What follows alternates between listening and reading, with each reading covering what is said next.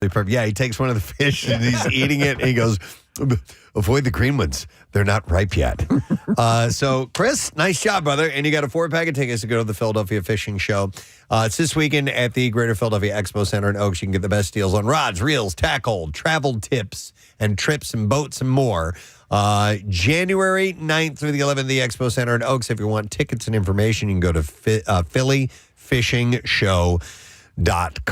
At the box office this weekend, Avatar Fire and Ash won once again. It pulled in $40 million this weekend, and it blew past the $1 billion mark at the global box office. So is this now the most successful film trilogy in movie history? I don't know about that. Yeah. Did you read that somewhere? I think, well, it was coming up on it, and I don't know if it crossed that boundary, but with the first one being the massive hit that it was, it didn't have far to go. Yeah, don't know. Second place, Zootopia 2 with $19 million. And actually, that broke a record, believe it or not. And that is now Walt Disney Animation's highest-grossing movie in history. It also contains the most graphic animated sex scene in any major movie release. Wow. Did you read that somewhere, too? Yes, I read that in Hustler. So it made $1.46 billion so far at the global box office, and that goes past Frozen 2, which made $1.45 billion. That's crazy. So I know. I never saw that coming. But that is the case. It's the most successful one for them. So we also have Sydney Sweeney and Amanda Seyfried's thriller, The Housemaid, and that's somewhat of a sleeper hit. Took third place with $14.9 million. And rounding out the top 5, Marty Supreme was in fourth with $12.6 million, and then Anaconda in fourth place with $10 million. You saw it? Like Marty Supreme? Press, did you watch Uncut Gems? No. I did not watch Uncut Gems. Okay. It's the same guy who did that. And so it the Safi brothers, and one of the brothers did it. Yeah, and I turned to my wife as it was going. I'm like, I am not enjoying myself right now. It's very, very tense. It's like Uncut Gems. They're not really characters that you like. Yeah, and I like Timothy Chalamet. Yeah. Didn't like his character. Really? Yeah. He's based on a real guy, He's correct? based on a real guy, and so I wasn't enjoying it, but it was a very riveting movie at the same time. All right. Okay. Yeah. I will follow up that in a moment. Okay. With something similar. Okay. But I have a couple other things to get to, but I know what you're talking about. All right, so we'll start with this story in the entertainment news. Will Smith is being sued by violinist Brian King Joseph for alleged sexual harassment, retaliation, and wrongful termination tied to the rapper's Based on a True Story 2025 tour. In the lawsuit, Joseph accuses Smith of predatory behavior and deliberately grooming and priming Mr. Joseph for further sexual exploitation, claiming that Smith told him, "You and I have such a special connection that I don't have with anyone else." The filing also details the incident during a Vegas stop in which Joseph said that his hotel room was unlawfully entered, and he later found a threatening note, and I don't understand what this means, but it said, "Brian, I'll be back no later than 5:30, just us," and then there was a drawn heart, and then it says Stone F. I don't know what any of that means. So Joseph reports the situation to hotel security and police, but alleges that days later, a member of the management shamed him for reporting the incident and informed him that he was being terminated. Did this happen before Will Smith was sent to live with his family and auntie and uncle in Bel Air? I don't know, man. The lawsuit further claims the termination led to PTSD and financial harm and seeks damages to be decided by a jury. So, I don't know. We'll see what happens. Does sound good. This was bad news over the weekend. The family of Victoria Jones, the daughter of actor Tommy Lee Jones, has now released a statement following the tragic death of her. She was 34 years old, died on New Year's Day. The statement said, "We appreciate all the kind words, thoughts, and prayers. Please respect our privacy during this difficult time." She was reportedly found unresponsive at the Fairmont Hotel in San Francisco, January 1st. Cause of death has not yet been given, though a police dispatch audio that was obtained by people, the call for the incident was classified as Code 3, suggesting possible drug overdose. She'd had a history with drug problems. Yep. The San Francisco Fire Department confirmed that it responded to a report of a medical emergency at the hotel around 2:52 a.m. on New Year's Day, and the person was declared deceased. She was one of two children Jones had with his second wife, Kimberly Cloley. The couple were married from 1981 to 1996 and also had a son, Austin, who is 43. Victoria appeared alongside her father in several of his films, including a cameo in Men in Black 2, and appeared in the 3 Burials of Melquiades Estrada, which Jones had directed. So sad news there, but we'll wait and see if there's any official word on the death when that information is available. The Critics' Choice Awards were last night, hosted by Chelsea Handler. And I'm not going to go through all the winners. There's too much. I'll just give you a rundown of a couple of things. She used her monologue, though, to honor the late Rob Reiner. I believe we have a clip of that case. Yes, sir. Yeah, here we go. Rob and Michelle were tireless in their efforts to so many important causes, all stemming from one basic idea, decency, that we should all look out for each other. And I think we can all agree that we definitely need more of that. Timothy Chalamet shouted out his girlfriend, Kylie Jenner, after he won for Best Actor, Casey, for his work in Marty Supreme. Yeah. So here's a clip of him accepting the award. And lastly, I'll just say thank you to my partner of 3 years. Thank you for our foundation. I love you. I couldn't do this without you. Thank you from the bottom of my heart. Thank you so much. Appreciate it. There you go. That's the most overt public display of their relationship and the strength of it. He didn't say her name, though. He didn't. But it's the first time he's ever mentioned her. And they cut to her, and then she mouthed, "I love you." I heard another clip I heard. You could hear like people like, oh, he's mentioning her. Yeah, it's a big thing. Big It's out news. there now. On the movie side of things, one battle after another won Best Picture along with Best Director and Adapted Screenplay. That's one I was going to mention, Casey. I Okay. watched the movie, and great performances. Yeah. Interesting movie. I didn't really like it, though. You know what I Right. mean? It left me feeling uncomfortable, and I wasn't. I didn't dig it. So that is a polarizing. I've heard. Now I have yet to watch it. I'm waiting for the dust to settle on this one, Right. Because either people love it or they're like, you know. It's no, because it just moves forward like the whole time. But Leonardo DiCaprio does such a great job as an actor. He's great. That you're uncomfortable the whole time. Okay. Right. Yeah, and by the end of it, Rochelle and I look at you, I'm like, I don't know if I like that or not. You know, it was like one of those. It's like, okay, Yeah. there were some pretty interesting things that happened and really cool performances, but I'm like, that was weird. Yeah. All right. So anyhow, we have Paul Thomas Anderson accepting Best Picture for the movie. Here is the clip of that. I'd say this is the best time I ever had making a movie, and I feel like it shows. It's just a testament to being with people that you love. Because as somebody said earlier, this is fine and this is fun, but it really is about the people that you work with. So That's all that there is at the end of the day. That's kind of his style, though. A lot of his movies will be uncomfortable. Yeah. Will be these sort of tableaus where you're like, oh, I don't know if I like being in this world. Yeah, You know? yeah, that's kind of how it was. Yeah. Frankenstein and Sinners led the night with 4 awards each across categories, including acting, production design, and casting. Timothy Chalamet, as we heard the clip, won Best Actor for Marty Supreme. And Jessie Buckley won Best Actress for her performance in Hamnet. K-pop Demon Hunters won for Best Animated Feature. I watched that over the What'd you weekend. think? I loved it. It's great, It was isn't it? a lot Yeah. of fun. It is a lot of fun. Animation is great in I it. love that style. Songs are fun. It's cool little story. So I dug it. And you can throw up your defenses in the beginning. It's going to get you quickly. Yeah. I mean, it just really is fun. As for TV awards, Adolescence won and had 4 wins, including Best Limited Series. The Pit got the win for the Best Drama Series. I watched that now 3 times through. Really? Yeah, me and Kay, my youngest, are way into it. So we watched it all over the break. And then who we were showing? Then Carter, my son, came home. And we started showing him, and of course, we dove right back into it. So the new season comes out on the 8th, which is awesome. And The Studio won for Best Comedy Series. Seth Rogen won Best Actor in a Comedy Series. Jean Smart won Best Actress in a Comedy Series for Hacks. Rhea Seehorn won Best Actress in a Drama Series for Pluribus. Jimmy Kimmel Live won for Best Talk Show, a win that followed the show being briefly pulled from the air last year. So that is the kind of the start of the awards season. Yeah. And we're gonna have plenty of time to talk about different awards. We're going to be dealing with an awards season that's going to see the Academy Awards on YouTube. Yeah. For the Is that first- this year? Yeah, it's this year, I believe, right? I don't unless remember. Unless I'm misreporting that. I thought it was 2027. I may be off. Yeah, I don't know. could be. But- Yeah, I think it's in a few years. All We'll right. find out. Yeah. Will Ferrell rang in the new year by showing up to a Los Angeles Kings game in full NHL referee gear to watch them play the Tampa Bay Lightning. Unsurprisingly, he fully committed to the bit by cheering, tapping the glass, and signaling calls.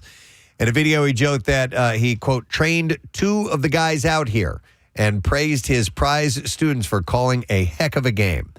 He said the uniform was all mine and that he's ready to jump in as a ref at a moment's notice if needed. He even claimed the Kings asked him not to use his whistle because it could cause issues, though he admitted that it does work very well. So I thought, listen, he can love his many sports. I always thought basketball was his main, right? That was his main sport, but it's good to see he's a hockey fan, too. He did this either last year or the year before where he dressed up in full elf costume. Yes. And sat in the same elf, Yeah. Like the character from his Buddy the Elf. Buddy the Elf. I Thank thought you. you said Alf initially. Sorry. That's what I heard. I heard Alf, like Gordon Shumway. No, I know what you're talking about. He's been to a couple of games where he's worn some type of outfit, and he's continuing on with that. Abbott Elementary star Quinta Brunson spent the holidays shutting down rumors that she's pregnant. On New Year's Eve, she posted some pictures to her Instagram story with one photo causing fans to believe that she was pregnant. Seeing the growing speculation, she shared another story, making it very clear that she is most definitely not pregnant. And she wrote, "Not preggers, sweater in odd position." And she added, "Not 2026, already getting my ass." That's the worst thing if someone, oops. Ooh, no. She is tiny. Yeah. I bumped into her in New Orleans, leaving the Philly trips tailgate. She's maybe as tall as me.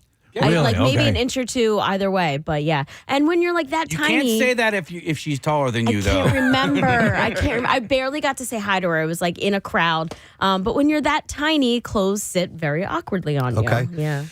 It's just wild hearing you call someone tiny. I know. I got very excited. I was like, oh my God, this is like eye level. Oh, wow, another one. It's great. Let's start a guild.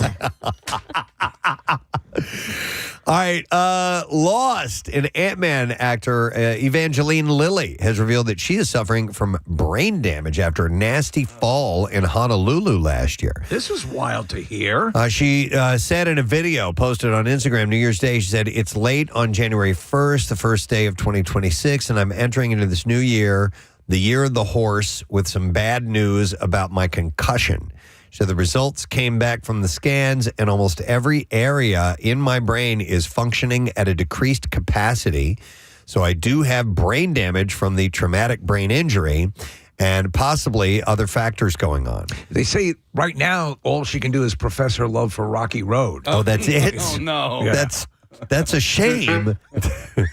Lily fainted on the beach last May. And apparently she had hit her head on a boulder, and she's since been seeking medical care to address the lingering effects of the They got to get rid of them. Yes. Get her some ice cream, Yeah, please. It's very What do you little. like, sweetie? Yeah. Dude. No, that's sad. But what are they going to get rid of those damn boulders?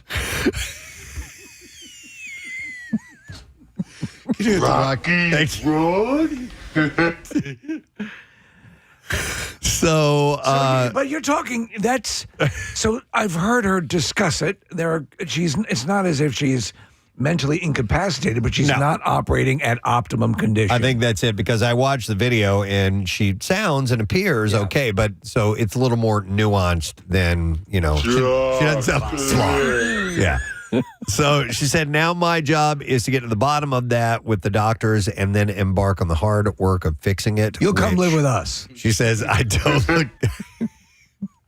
She says, I don't look forward to, because I feel like hard work is all I do, but that's okay. She said one of the side effects that's really troubling is that her one ear. It moves around. Yeah, that can be an issue. Congratulations to When Calls the Heart star Chris McNally, who announced that he and his girlfriend, Julie Gonzalo, are expecting their second child together. The actor made the announcement while on stage with his fellow cast members at the Hallmark Christmas Experience last month. They share one child who was born in June of 2022. This series has been a hit for Hallmark. They pumped the hell out of it during the Christmas movies that I was watching. Yeah. It seems like a period piece. It's, with all the same Hallmark actors and doesn't really push the boundaries. But Now, it's popular. Would a series speak to you on Hallmark, or is that you're more In the movies. Yeah. Standalone. okay? They have barely enough put together to fill out a 90-minute movie.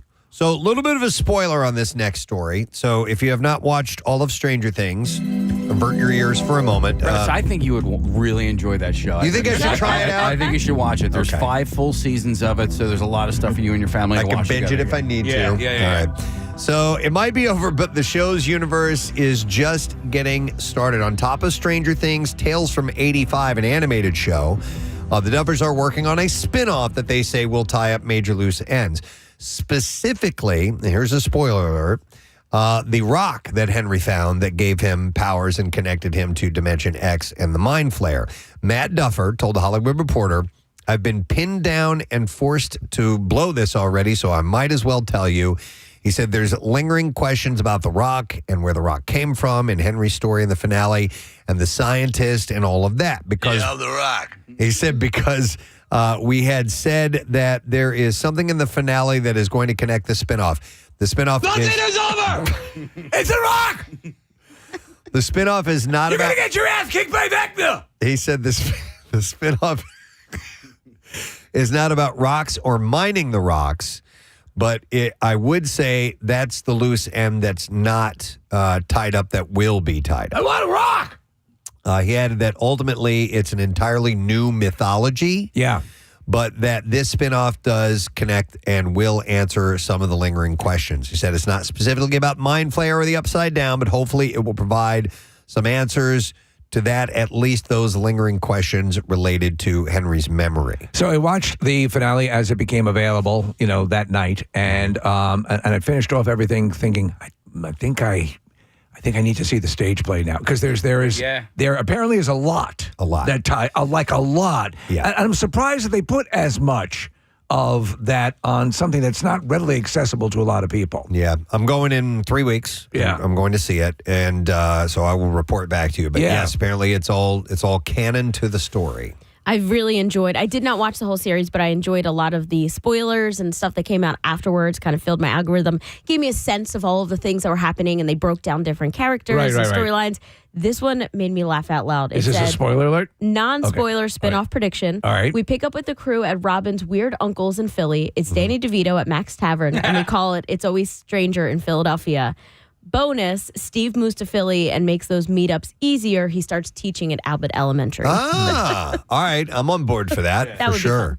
The brothers also told Variety that they'll start working on the spinoff again on Monday, today. And Matt said, you don't understand. My favorite part of the show is working on it. It's not releasing it. So that's just stressful no matter how it goes when you release it. It's just maybe my least favorite part of the process. I like the creative part. I like making it. So we're actually really excited, and it's very exciting to work with a clean slate, completely new characters, new town, new world, new mythology. So later on when we recap Time Off, we're going to want to hear you did the Netflix house, you did the theater experience and everything, and want to get some of that experience later on, for sure. Miley Cyrus was giving millennial nostalgia when she stepped out at the Palm Springs International Film Festival Awards, debuting her new curtain bangs that echoed her Hannah Montana era. The iconic Disney show is nearing its 20th anniversary, and fans have been eager to know how the singer will mark the milestone in March. Quick question, Marissa. Are curtain bangs back? I saw a number of people rocking them over the Time Off. I think they've never gone away. People, you have to be confident to rock them. Also, a lot of women will do bangs to cover up their foreheads. One of my nieces has them, and it looks really good, but it has a retro look to it. It's a lot of work. Yeah. Teasing what's to come, Cyrus told Variety, we're working hard on them, and confirmed that she's absolutely has plans in motion. And she added with a knowing nod to fans, she said, I can't tell you, but you see the bangs. So Hannah Montana premiered in 2006, became an instant hit, and launched Miley's career into superstardom. The show lasted 4 seasons, had a movie, several albums, and even saw Miley touring as Hannah Montana back in the day. So the first teaser is out for the upcoming Muppet Show special, celebrating the 50th anniversary of the original series. And the special will feature Sabrina Carpenter and Seth Rogen, who also executive produces. Well, not a full-blown reboot. The idea is if the special is seen as a success, it will serve as a pilot that would lead to a new Muppet Show television series. I'm surprised there's no Jason Segel involvement. Yeah. He's the big Muppet dude. Yeah. Yep. And they're all friends. Yeah, and he was behind was it the last movie they did? Or No, when they first came back. Okay. Yeah, the last movie, I don't think Segel had anything to do with. That was like Tina Fey was in that one. Okay. It was okay. I love the Jason Segel one, though. The Muppet Show special event will premiere on both ABC and Disney Plus February 4th. So there is a teaser out if you want to check that out.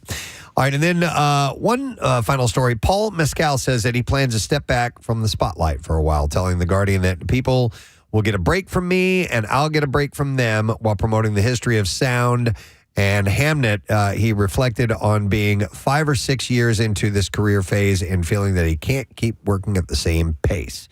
He said that intimate indie films like The History of Sound take more out of the well than audiences might expect.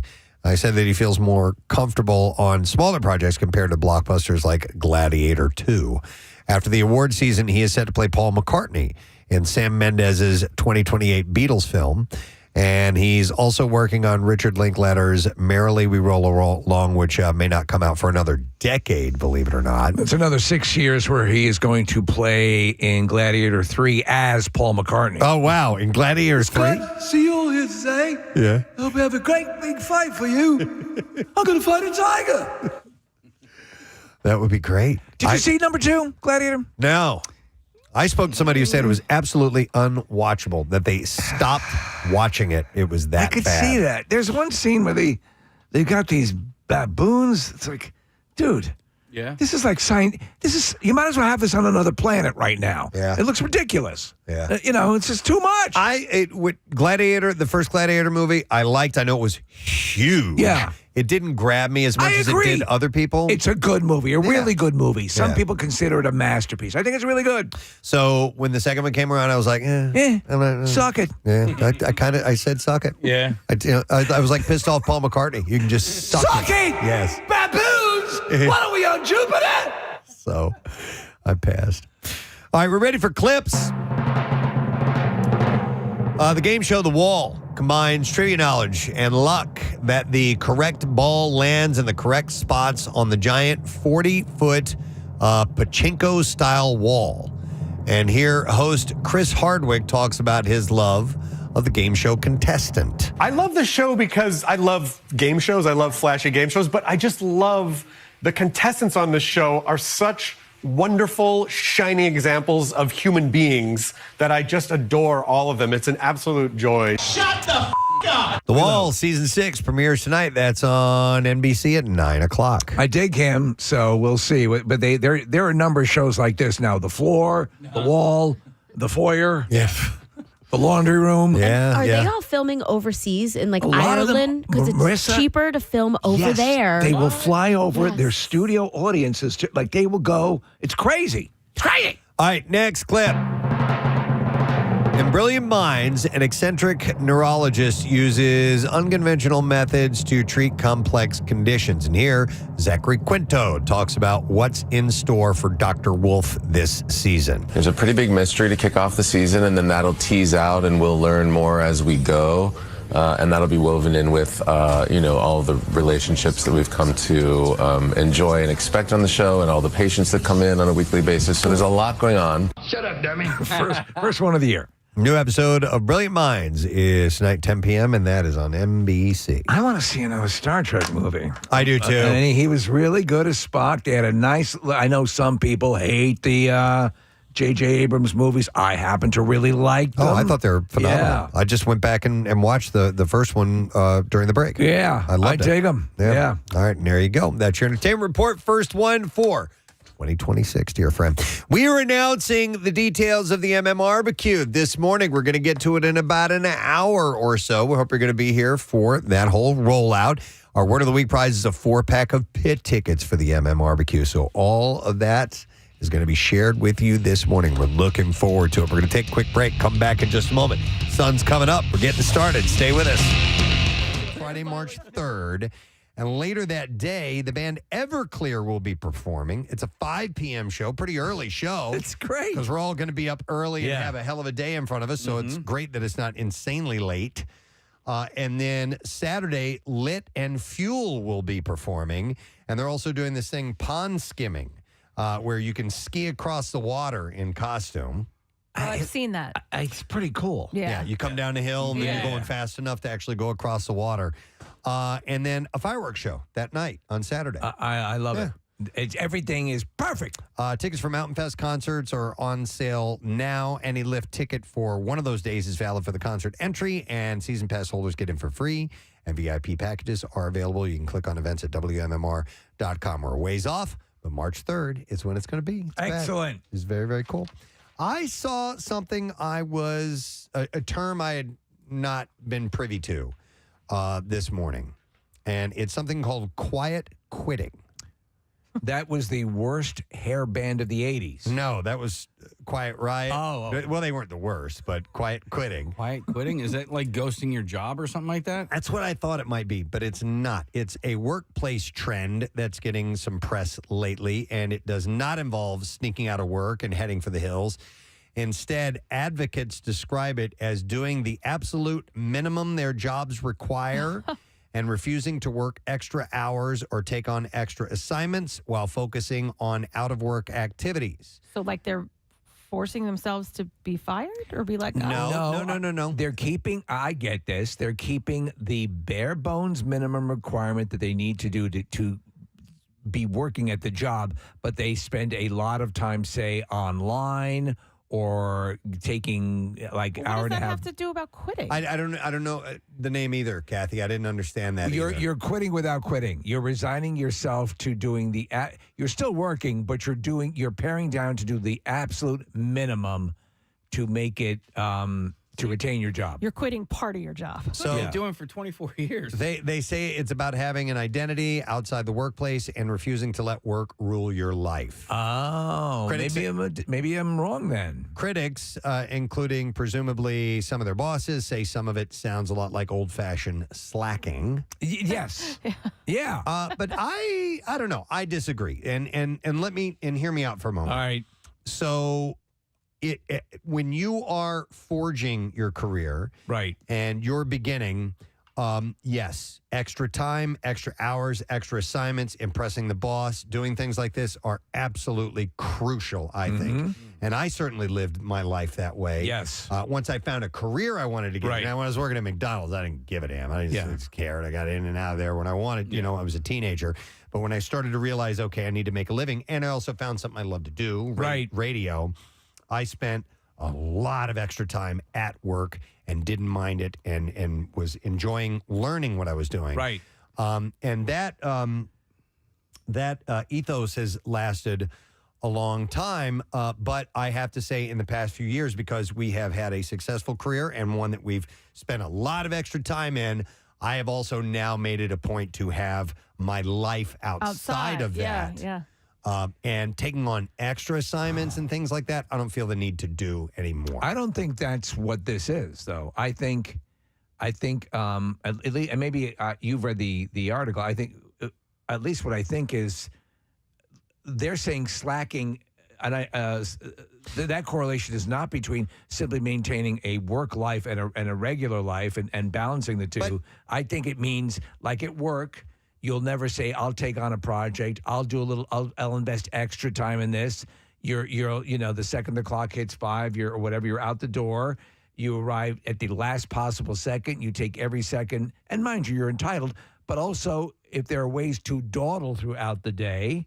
Like I don't think it's that. You don't think it's that? No, and I think the reason that some of the critics might say that it's slacking is because, man, how many people do you know that take work home with them? I know plenty of them. Yeah. And, I do. Well, all the time. We do. I work from home all the time. Yeah, a good probably third of my job I do at home. But I also, my buddy Steve is just constantly, he's taking work home with him. Yeah. And it's just, I think that the workload in some jobs, this is not everything, this is not an overall thing, but in some jobs, it's too much, man. Do they literally spell out what they're talking about there, or is it as vague as it seems to be? I'll read a little bit further on this. Gallup calls it not engaged. Jim Harder, chief scientist for Gallup's Workplace, a well-being research center, says survey data shows workers are less engaged, and quiet quitting sounds like what he refers to as not engaged, a group that includes 54% of survey respondents born after 1989. But while engagement is lowest among Gen Zers and younger millennials, it's been dropping across all age groups in recent years. So it's not... It still seems kind of vague. Yeah, and then on the other side, it says they're doing what they're getting paid for. Advocates say quiet quitting is all about maintaining a healthy work-life balance. People aren't going above and beyond. They're not bending over backwards for their employers anymore and sacrificing their mental and physical health. Yeah. They're doing what they're getting paid for. She says she wishes the trend had a different name because you're not quitting. You're taking care of yourself. You're coasting. You're carefully coasting. So it's the above and beyond thing kind of spells it a little bit. Sure. Now, I think, I feel that we all go above and beyond, for this, because this is not a... that's our agreement. That's what we do. We want to do the best we can do to live up to our agreement with the audience. But I think at a certain level, especially if you want to get ahead, you need to take. But but if you are ahead, if you're already ahead, and I think it has a lot to do with how your company treats you. Yes. If you work for a good company that takes care of you, you're more likely to go above and beyond. Yes. If you work for a company that does not take care of you, you're going to do the bare minimum. No, I agree. Yeah. I'm going to say something that'll only make sense to you guys, but recently there's been some requests of what I would call going above and way beyond. Right. And we've all it's ignored like, it. come on, man. Come on. Yeah. We're already working a lot, and so that happens in all kinds of businesses. We say, oh, by the way, you also need to do this now. Right. Like, wait, what? What? Yeah. I'm sorry. How about? I quit. Yeah. I quit. Hang on. Let me go to Larry because he's got an example of quietly quitting. Hi, Larry. Good morning. Yo, you guys ever heard of Jerkmate? You ever heard of Jerkmate? Yo, ever heard of Jerkmate? What's up, Larry? Yo, how are you guys? I work for a very big, very corporate, and that's the one word that I think hasn't really come up in this conversation. Very corporate company. Mm-hmm. So at this point, they were pretty good throughout the pandemic, and I stepped up, took the job above me. Was waiting for basically somebody to open up so that the job title would open up, and I could kind of step into that. And when it did, they denied me my promotion and a raise. So now I'm just kind of freeloading until they figure out, it would cost them more money to find me and fire me than it would for me to just skirt under the rails. Kind of, let me ask you. So that's your version of quietly quitting. Okay. Have you ever seen you've seen the movie Office Space? Yeah. Right. Exactly. Would that hold true to what you're talking about? Except they're not fixing the glitch. Yeah. Yeah. No. But I agree too. We happen to work for a company that is very supportive and really wants to be a participant in helping us realize our maximum capabilities. I wonder though, and there's got to be people out there who have had a job for a long time who actually, because there's so many people in the workforce, don't actually have to do anything. They just go in, clock in or whatever. Well, kind of hang out. Like the guys you see who work for the city who they've never shown up for in years, never show up for work. And, go get the vehicle, go home. I think of Tom Hanks and Joe versus the Volcano, Preston, that kind of job. As mundane as it could possibly be. No, but there's got to be coworkers who are not doing that, who are going to call that person out, or at least, you know what I mean? There's no way that can go on for years and years. Somebody's going to say something. Yeah. We hear from so many people about how hard they work, and I appreciate that. But Casey made me think of something.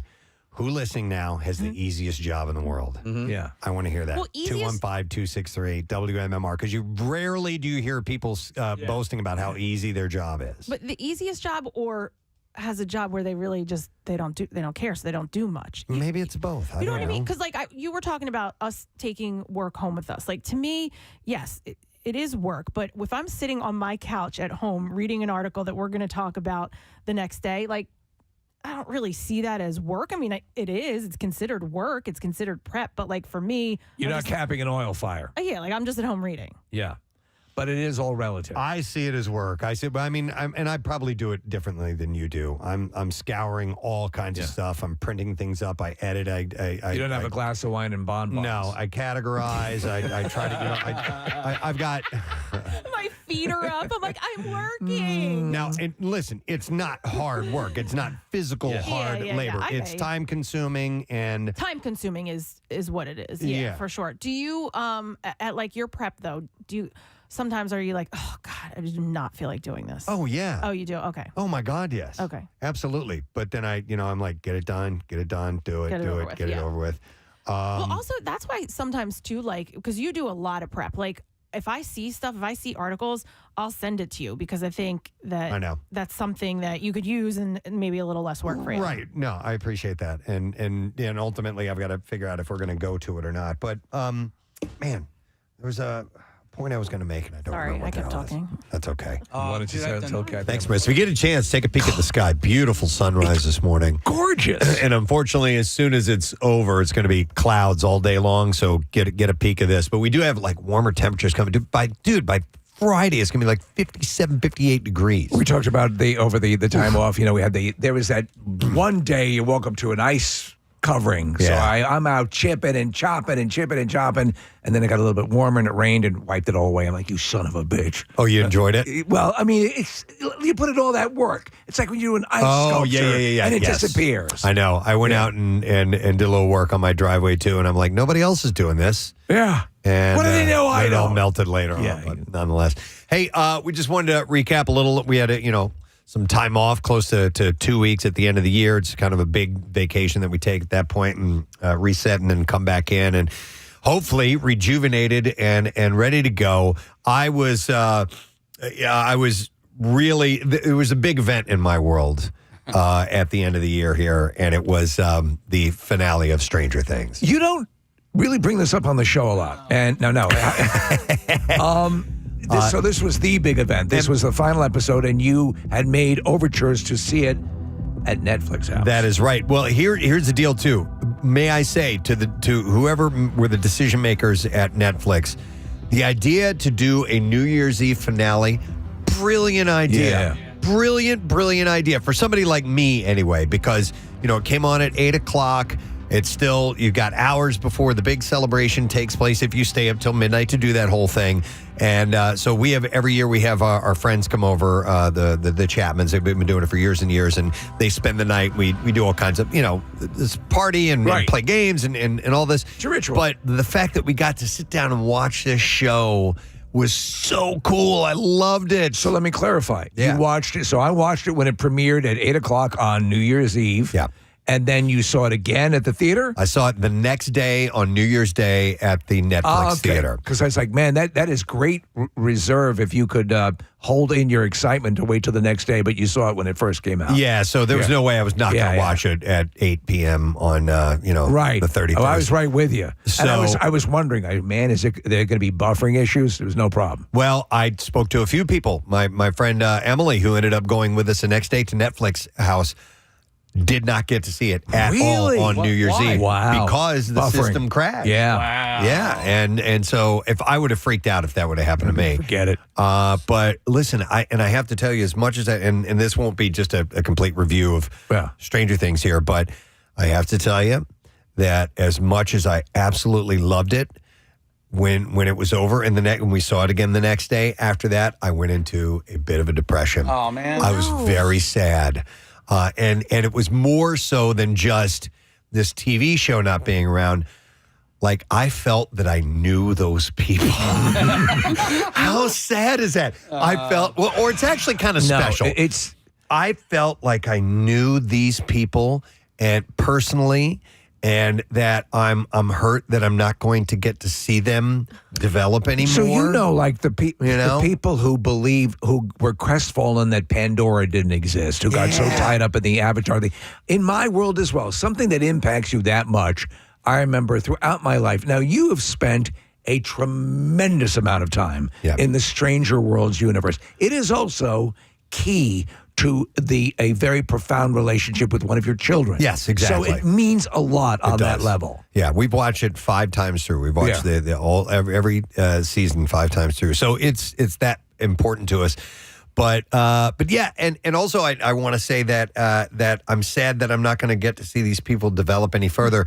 But then again, I'm glad it ended when it did. It needed to end. You can't. Some of these shows, they drag on and then they try to strangle too much out of it, and it ends up making it not as special. May I jump in and let me ask Certainly. you, because I know it means something to you on a different level. Mm-hmm. I felt very happy when everything wrapped up. I felt emotional it got so big with so many cast members that it almost started to lose sight of what drew us originally into it. And I get it. I get the whole epic thing.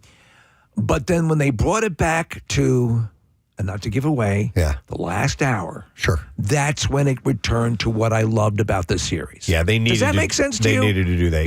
Yeah, most definitely. I was very, very happy with how it all wrapped up. Yeah, and there was a strong Philadelphia connection to it too, because we may touch on it later on, but the gang wants to come back and spend time here in Philadelphia. Right. I was like, oh my God, that was so cool. I love it. So seeing it at the Netflix house, what was that like? So the next day we went to the Netflix house, which I have yet to get to. Yeah, this is my first time there too. What a cool place. Yeah. Yes. What a really cool place. Now, we walked around the area. We didn't do any of the other experiences because that's one of the big draws there. There are show-specific experiences. There was one specifically for Wednesday, and for One Piece, which One Piece I'm not familiar with. I'm not familiar with. I know what it is. Watched the first season. I enjoyed it, and it is a solid show. It's like it came at a point where I was watching too much. And I'm like, I'm sorry, you're gonna have to sit this one out. But they also have displays and things outside of that. There are Stranger Things displays on Wednesday and Bridgerton and a few other shows that have really cool.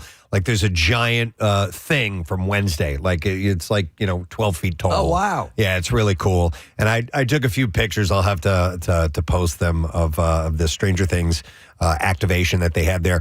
But the actual movie theater, is gorgeous. So how like an IMAX theater size? No, it's about. I kind of eyeballed the numbers. It seemed to top out about 300 or so. Okay, that's respectable. Very, very big screen. All red, which is cool when you walk in. And the seats were super comfortable, very, very roomy.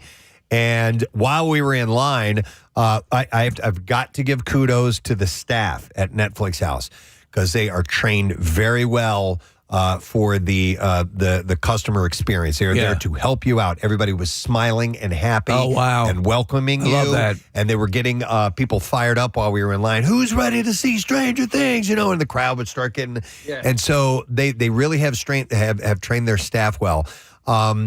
Since I didn't do any of the experiences, I can't give you any of that review. But the layout of it reminded me of... If you've ever gone to, say, a big theme park like Disney or Universal Studios, well, the layout of it is when you wrap up from a ride and it empties out into a gift shop. Yes, okay. It's kind of like that. That's okay. So it's all the cool merch that you want to get pertaining to the shows that you really like on Netflix. And I liked that, actually. It was pretty cool. An estimate of the size for the whole facility, what would you put it at? Square footage wise, I don't know. I couldn't even tell you. Floors, I assume? What's that? Couple floors? 2 floors. Okay. And so it was the old Neiman Marcus, right? Or Neiman Marcus still there. Or Nordstrom. Nordstrom's still there. Is it? JC Penney. What's it near in the mall? Oh, it was the old Lord and Taylor. Oh, okay. That's what it is. There we go. So it's near Neiman Marcus. Yeah. Yeah. So it was thumbs up all the way around, man. I really, we're looking at a video capture of the theater, and that's it. It was beautiful. So, all right. So, what'd you buy? I didn't buy anything. So, but they gave us now. Caleb bought a Hellfire Club shirt, the one that Dustin wears at the end that he hand drew. Okay. But they did give us this really cool thing. They give us some promotional items, and it was an upside down survival kit.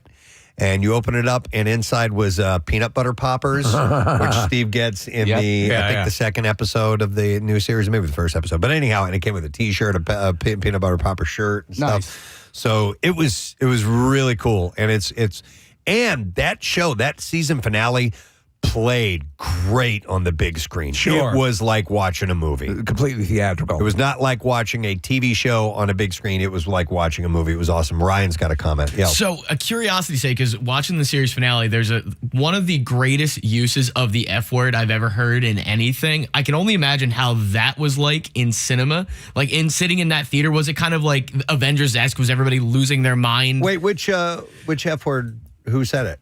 It was Joyce that said it towards the end. That's why I was kind of. I don't want to dance around that. You picked the wrong. Yeah. No, I remember.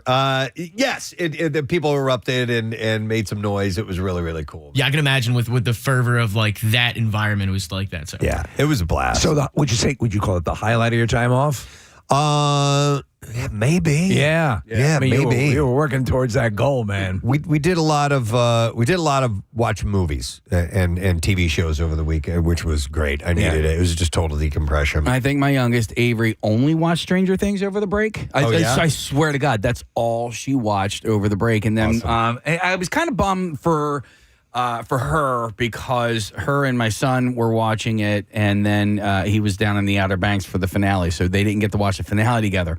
But he did not enjoy the finale, and I think it's because he's not a sentimental guy. And like you said, the last hour of the show, all right, let's call it a movie, was pretty sentimental, and I enjoyed that. I thoroughly enjoyed that. To me, that. that's what stuck it. Like it was big. It was huge. And it was, and so there was a groundedness to this absurd, but wonderfully absurd series throughout the years that got a little bit. We often talk about Marvel in movies where cities are lifting up and like, okay, now it's. Yeah, we've gone way past. It was still enjoyable, but I'm like, okay.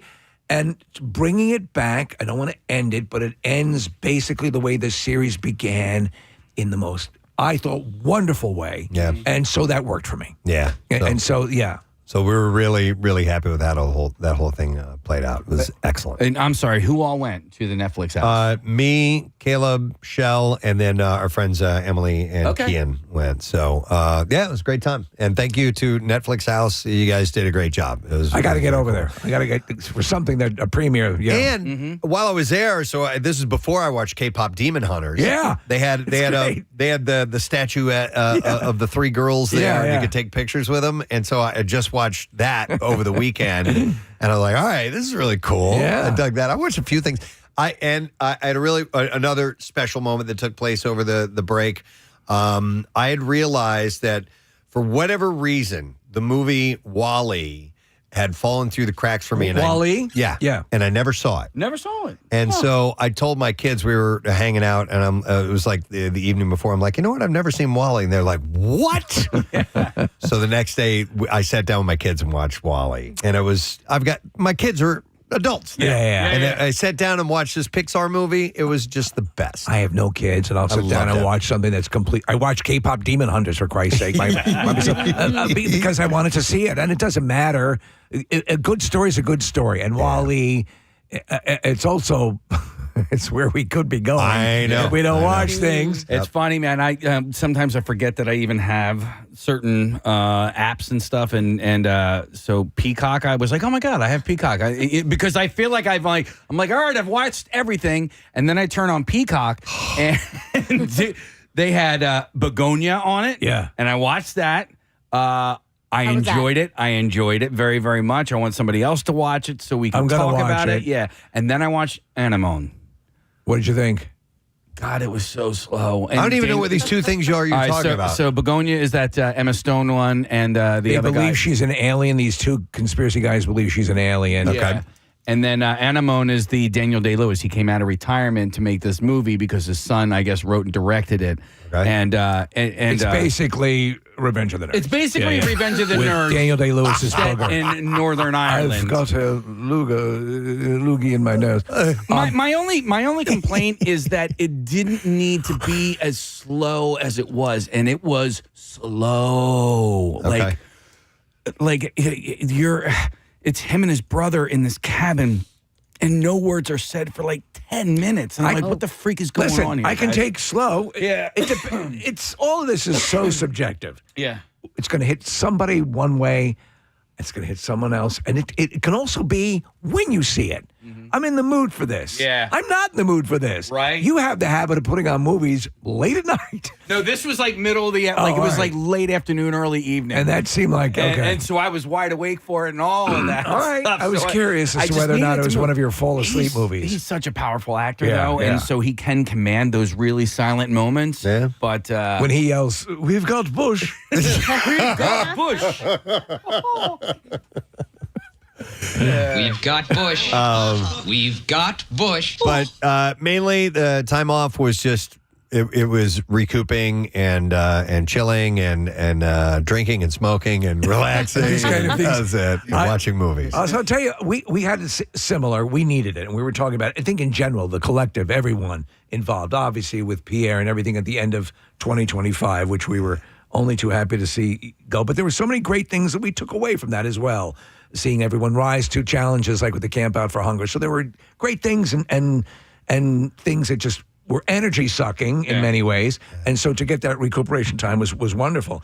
All right, you had something wild happen over the break, dude. If you're familiar with The World According to Garb, and I know you are, there's a scene where they're buying a house and a plane flies into it right at the moment they're buying a house, and Garb says, "It's been pre-disastered. Yeah, he's we're like, good this, to go. this is the best thing that could happen. You got we'll it. be safe here now. Now we're set. Yeah. Well, we entered 2026 getting pre-disastered because we went up to bed. It's like, who are we trying to kid here? We're not. We even had a bottle of champagne. We're watching everything. We're watching the New Year's Eve shows, which are recorded 8 months in advance. Yeah. And they're cutting to. So we're catching some of that and getting some of that vibe. It's cool. And so we go upstairs to bed. I'm in my bedroom. Claire's in hers on the third floor. She's gift wrapping because the weekend immediately right after, just days away, we have the big family gathering. So there's still a lot of prep to do. The family comes in and we throw this big party for them. And Happy New Year, hon, kiss and the whole thing. And then I go back down to bed and, I have the TV on and I hear her go, "They hit my car! They hit my car!" And I'm like, what? She heard a collision outside and she looked out and saw her car had been pushed up. Her car parked on the side of the house, so we have a lot of side street parking on a corner house. And so I go, by the way, I got my new Skechers, by the way, Preston, that your feet slide right into. Yeah, they're awesome, right? Pop them right on. Ran out. Stepped in, ran right out in my shorts, put them out there. And Claire comes running back up the stairs. She goes, "The car's upside down. The car's upside down." And I'm like, what happened? This woman who was inebriated. Plastered, yeah. Thank God, though, she wasn't injured. She's driving down our road, and I have 9 different camera angles on it because I have security cameras out the yin-yang. She had creased aside Claire's driver's side quarter panel bumper, went up, not going all that fast. Her car rolls over. Yeah. I go out. Yeah. She's still upside down in the car. It was wild seeing the video footage, Steve, because this car is headed down the road. It veers over to the left side of the road, hits the front of Claire's car with the front of her car, and the front driver's side tire goes up onto Claire's car. And I've never seen a car flip over like that before. That easily. I thought it would just be a bang, a tap, but it went up and over, and the car was... It didn't seem like it was going more than 35 miles an hour. That's what I have it pegged at. If that. So it's going along. If you, on another angle that I have, she's all over too far. She's not traveling down the middle of a residential road. She's traveling all the way to the left. Yeah. So the first car that's going to stop her progression is Claire's car parked. Yeah. And she rolls over. So we're getting her out and she's, Let me please. back up just a second. So you get there. Yeah. She's in the car, buckled in, upside down. I couldn't tell she was buckled in, but she was upside down. Okay. Yeah. Because I was going to say, I didn't know if you'd had to cut like the no door open up, like it's the seatbelt. Craziest goddamn thing. Because the door was open, another woman had gotten there. She's pulling by the intersection. Super nice woman, and she's trying to help her. She call 911. We call 911, and then It's like, a Christmas story. The police, the fire department's here. So the woman gets out. She'd clearly come from a New Year's party. She was too inebriated to be driving. That's my assessment. I don't know, but it seemed to be. Anyway, but we're worried for her because, don't move. But you can't be upside down because what if fuel is leaking or whatever? Right. We don't know what the story is. So we get her sat down in a chair. She's cold. But I mean, and then you start assessing things like that could have gone, if you talk about being pre-disaster, one major road over is a major road. Yeah. Where she could have been traveling down that and ran into someone, could have killed someone. She didn't have a passenger in her vehicle, and the passenger side took more of the damage. So all things considered, right. But I'm like, it's literally 7 minutes into the new year. Yeah. And her car gets clipped. That's unbelievable. So now we're How long till the cops showed up? Very quickly. Okay. And the cops could not have been, as always, they could not have been better. The firefighters, the rescue workers, all in force, looking out for her and making sure everything was good. So if you're going to, you have to, you hit a point in life. Hopefully you can hit it earlier where you contextualize things. Mm-hmm. Claire wasn't sitting in the car. Right. We weren't driving back down the street. There's nobody on the sidewalk. There's nobody on the sidewalk. Yeah. This young woman is going to be fine. No, So she's going to have stuff to deal with. She's got a hell of a road ahead of her right Yeah. now. Yeah. My next question is, how did they flip the car back over? So I didn't see that part. I would have stayed for that. I have the footage. Okay. We'll check it out in the commercial break. But I have like 5 different angles on this collision, and it's wild because, God bless this car. I mean, you saw the vehicle she was driving. It's like a crossover vehicle. It's a bigger vehicle. Yeah. It hits Claire's car, which is, a smaller, it's an Audi, and hits it, and it just gets jostled. Now, mind you, the wheel assembly that took the brunt of the weight is bent. So I don't know what they do, if that's going to be a total of the car or whatever. Well, you know what sucks for that is Claire's car was parked. She wasn't even in it. Yeah. And so even if they don't total her car, the Blue Book value now goes down because it's been involved in an accident by no fault of her own. I know. So the resale value on her car just from that alone sucks. Well, again, but then you contextualize it. Yeah, again, I know. No one injured. It is what it is. It's what you have insurance for, and we'll take it from there. But it was the goddamnest thing. I mean, I wasn't minutes into the new year. You sent us that the video on New Year's morning. I was actually having brunch with my wife and Chuck and Leanne, and I was like, "Oh my god!" Because it didn't seem like she was going that fast for her car to flip. It looks like she was paid to do a stunt. Yeah. I'm going to roll the car. Yeah. That's what it looks like. Yeah. I mean, I would not assume at that velocity, hitting the vehicle that way, that it would roll a vehicle like that. I didn't think it was possible. Yeah. That's wild, man. All right. So was that the most exciting thing that happened? Was but in general, I did a lot of the stuff you were talking about, which is, catching up on things. And I watched the new Knives Out movie, which I really enjoyed. It's a good one, and so all of that stuff, we just, again, a big decompression, a big absorbing of the holidays. Seeing the extended family over the weekend was terrific, and we throw this party, and you know what I did? I walked around and I made sure, owing to everything that's happened, to chronicle in photographs and be the guy who's going to say, get together, give me this shot, because the family doesn't get together that way that often. And you don't know what's going to happen in life. Right. And so you want to make sure. And so I felt really good about that. Good. And overall, it was a good rest. Nice. Yeah. Casey, any highlights from your time off? Oh man, I had some stuff, but then I totally forgot what it was. Okay. How about you know Marissa? what? I did. I got a present from Santa Claus, and I had never heard of this thing before. But apparently it's all the rage. And now I never heard of it. Never even. In fact, I'm looking at the box. I'm like, I don't know what the hell this thing is. But now my algorithm is nothing but recipes for this thing. It's called a Ninja Creamy. So I see that it has 2 heads on it. It's got 2 heads on it. No, so it's called a Ninja. So Ninja's the brand. And we have a ton of, I got a Ninja air fryer and Ninja coffee maker. So the Ninja Creamy is spelled Creami. And essentially, it's an ice cream maker.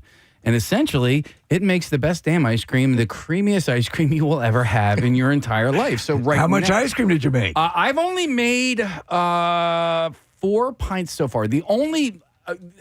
really, for me, the only hang up is that you're going to have to know what kind of ice cream you want the next day, right? Because you're going to have a lot of it. No, because it takes 24 hours for when you make your concoction, then you got to put said concoction into the freezer and you got to let it freeze for 24 hours. And then the next day you put it in the creamy machine and it mixes it all up. And Are you voila. afraid you won't be ready for the kind of ice cream 24 hours later? I am not a planner ahead. I've made a terrible mistake. I'm not a plan. I thought the salmon would work.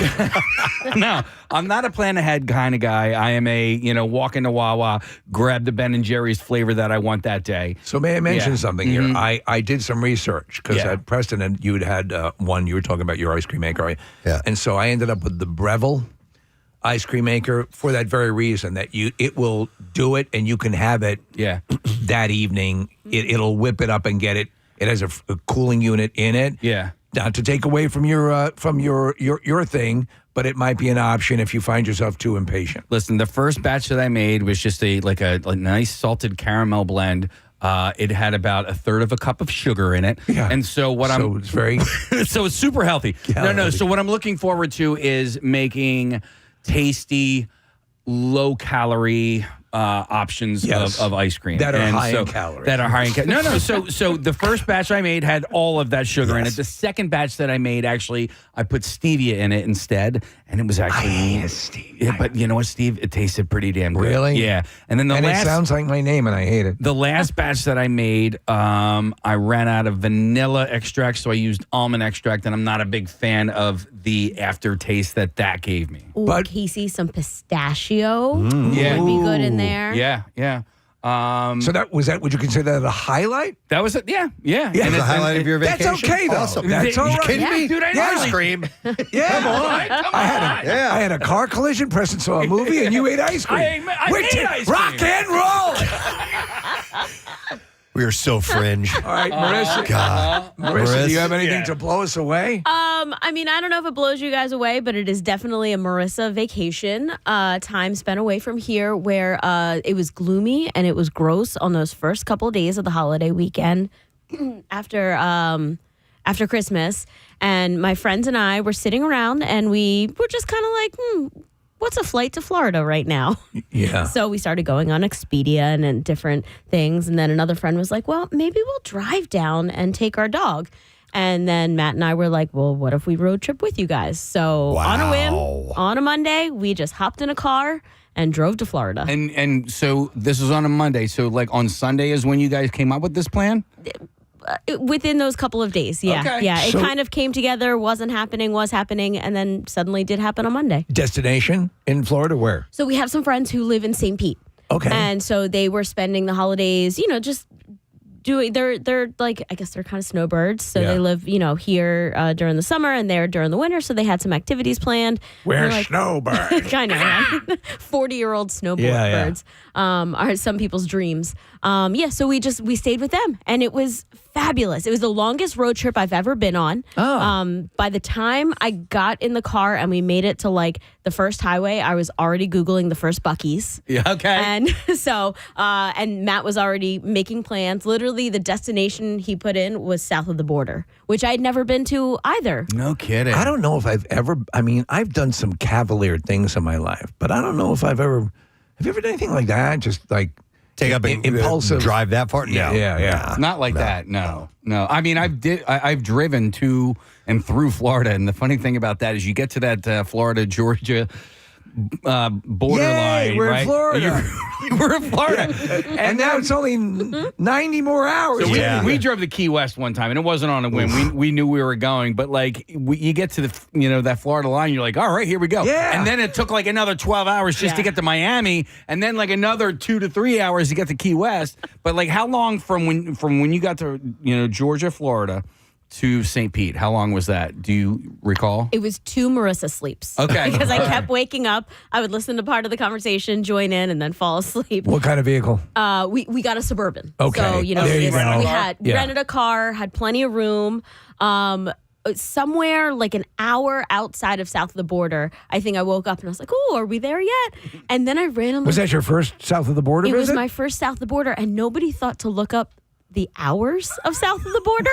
We just kind of assumed that it would always 24 hours. be okay. It was. It's not? It's not. It may have used to be. Apparently, south of the border is nothing like what it used to be. Oh. When I visited it, and I've been a couple of times, it was never what it used to be. Okay, fair. Because what you see is all this lead up. You see these billboards for miles. Was Pepe? Pepe says. Pedro says south of the border. And you get there, and it's really a glorified truck stop. Okay, so funny you talk about the billboards. We were saying, like, there's no chance we're going to miss it. There's going to be billboards everywhere. I don't know if this is just new wave or maybe it's a recession indicator because billboards are expensive, but there was only, like, the first billboard we saw was maybe 20 minutes out, or 20 miles out. Preston, it'd be for miles. Yeah. I remember even the Buc-ee's billboards were the same way. They were like 20 miles out. But there's ones in like outside Philadelphia that are like, the next Buc-ee's is in 400 miles. Go see it. And they're kind of weaning off those. All right, so you show up at south of the border, it's closed? Okay, so the fireworks part was open for like another 35 minutes. So we sprint in there. We end up FaceTiming our Florida friends, and they're like, you guys know that fireworks are also legal in Florida, so you really don't have to go buy a lot. Yeah. So I think we bought some Roman candles. Bring us some palmetto bugs. And then we went over to, there was one restaurant that was left open, and we get in there, there's like, one restaurant that's kind of like a buffet style, family style. Yeah. And then think of like old school smoking area in an airport where it's just kind of like a glass door that you walk into a little room. Right. That's what the bar is. So we walk into this room. The acoustics are awful. There's 4 gentlemen sitting at the bar who are so loud. And I killed a hooker once. Steve, I swear to God, one of them was a live action Boomhauer from King of the Hill. Yeah. Very much so. All right. Very I'm much a big so. fan of the band Rancid. So we grab well, then I would have talked to him for hours. We grab the menu. There's like no Mexican food on the menu. Because I guess this one restaurant that was open late didn't have Mexican food. So we got some snacks, and then we hit the road again. And then Buc-ee's was actually only about 35 minutes away from there. So we made another stop. And it was more of a gas restroom pit stop. Do you know what, though? You've taken care of 2 rites of passage. I mean, you at some point you have to see both of them. Yeah. And you did it, and it's kind of fun that you check those boxes. And I get the Buc-ee's thing. Like, it's really, really fun with all the. Huge, right? It is, the equivalent of a Wawa, but a supersized Walmart Target on top of it. There was a dog on this road trip with you as well? Yes. Okay. Well, how big of a dog? Chihuahua. Okay. Yeah. Oh, Yeah. Apparently a dog. Yeah. A bull mastiff. So I think we pulled into Florida at like 6 a.m. the next day. And that was it. We just kind of, chilled and had fun and saw some other friends that lived down there. It was so cold while we were down there. And it wasn't like 30 degrees cold like it was here, but it was still like 50. Yeah. Like pants, You wanted jackets. Florida weather. It happens on occasion. You just got unlucky, unfortunately. Thank God we left that behind. Literally, Steve. Yeah, 50. Our friends were like, it was 80 yesterday. Yeah, Dude, yeah. I went to see Fish in Miami one. It was like around New Year's, and I didn't look at the weather. Yeah. I just assumed, I'm like, it's Miami. Dude, it was like the most unseasonably cold. Like they were worried that like the frost was going to kill all the orange crops. I didn't bring. I didn't bring a change of clothes with me. That I was out there on whatever the main drag that is, having drinks in t-shirt and shorts, freezing my ass Well, you off. remember when we went to spring training that one year, and we showed up and we were frozen. Yeah. It was terrible. Casey, when my dad and I went to Jacksonville for the Super Bowl in 2005, thought Florida, Jacksonville, it's going to be warm. It'll be gorgeous. Nope. It was like 40 degrees. Sometimes for sure. Did get to paddleboard on like the last day. Maybe that was New Year's Day. Some people went golfing. I went paddleboarding. And then the very last day I was there, I flew home so I'd be here in time. And then we were like, great, it's sunny, it's gorgeous. We all put our bathing suits on. Our friends left and started their road trip home, and then cloudy and gross and raining. And if anybody watched the Buccaneers game on Saturday, that was exactly the weather. It was just pouring rain for hours. Wow. Well, at least you got a little rest. You had an adventure, though. That was cool. It was an adventure, and it was really fun and relaxing and chill. And it's just like, I called it that time paradox where you don't know what day it is, what date it is. Yeah, that was nice. It's just fun. I enjoyed that. All right, then we got to hear from Ryan and how his time off was. Ryan, anything interesting? You or know, fun? when I wasn't here, I was filming a couple shifts on the air here. Any time that I had off, I wanted to take that moment to just shut my brain off, with everything that happened in the past couple of months. Sure, So absolutely. Sit in front of the TV, watch some Stranger Things, play some PlayStation, and the one thing, New Year's Eve, froze my ass off. I just said, I'm going to control this last thing. I'm going to sit out. I'm going to have a nice whiskey. I'm going to have a cigar. I'm going to bring in 2026. Yeah. And I bundled up. I smoked my cigar, froze my ass off, enjoyed it, but...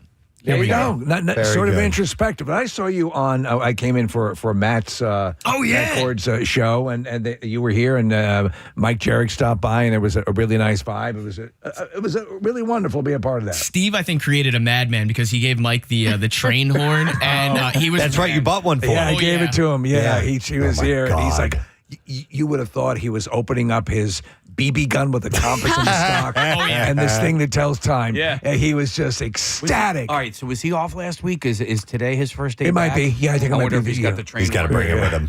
Steve, I must have just missed you because as he was leaving, he's like, look what Steve gave me. And I was there while Tommy Conwell was playing. It was fun. Ryan, you played the top 25 of 25, correct? That is correct as well. Yeah. How was that playback? Oh, it was fun. It was like, retrospective, of looking back of, oh, yeah, that did come out this year. Oh, yeah, that happened. What was the number one song? That would have been Up From the Bottom from Linkin Park. Oh, Okay. So, yeah, it was good stuff. Excellent. All right. Well, thank you guys. Recap. We did enjoy time off, which is a wonderful thing. But we're back as business as usual with things on in our sites like the MMRBQ. We're going to be announcing that in just a little bit and giving you the rundown. And don't forget that also that threw me up a little bit. That Everyone having a good time? That the Cardboard Classic is our next thing as well. We need to keep in mind. And spring training. So we have stuff that's coming up in fairly short order. The Eagles parade for the Super Bowl. Let's not get ahead of ourselves.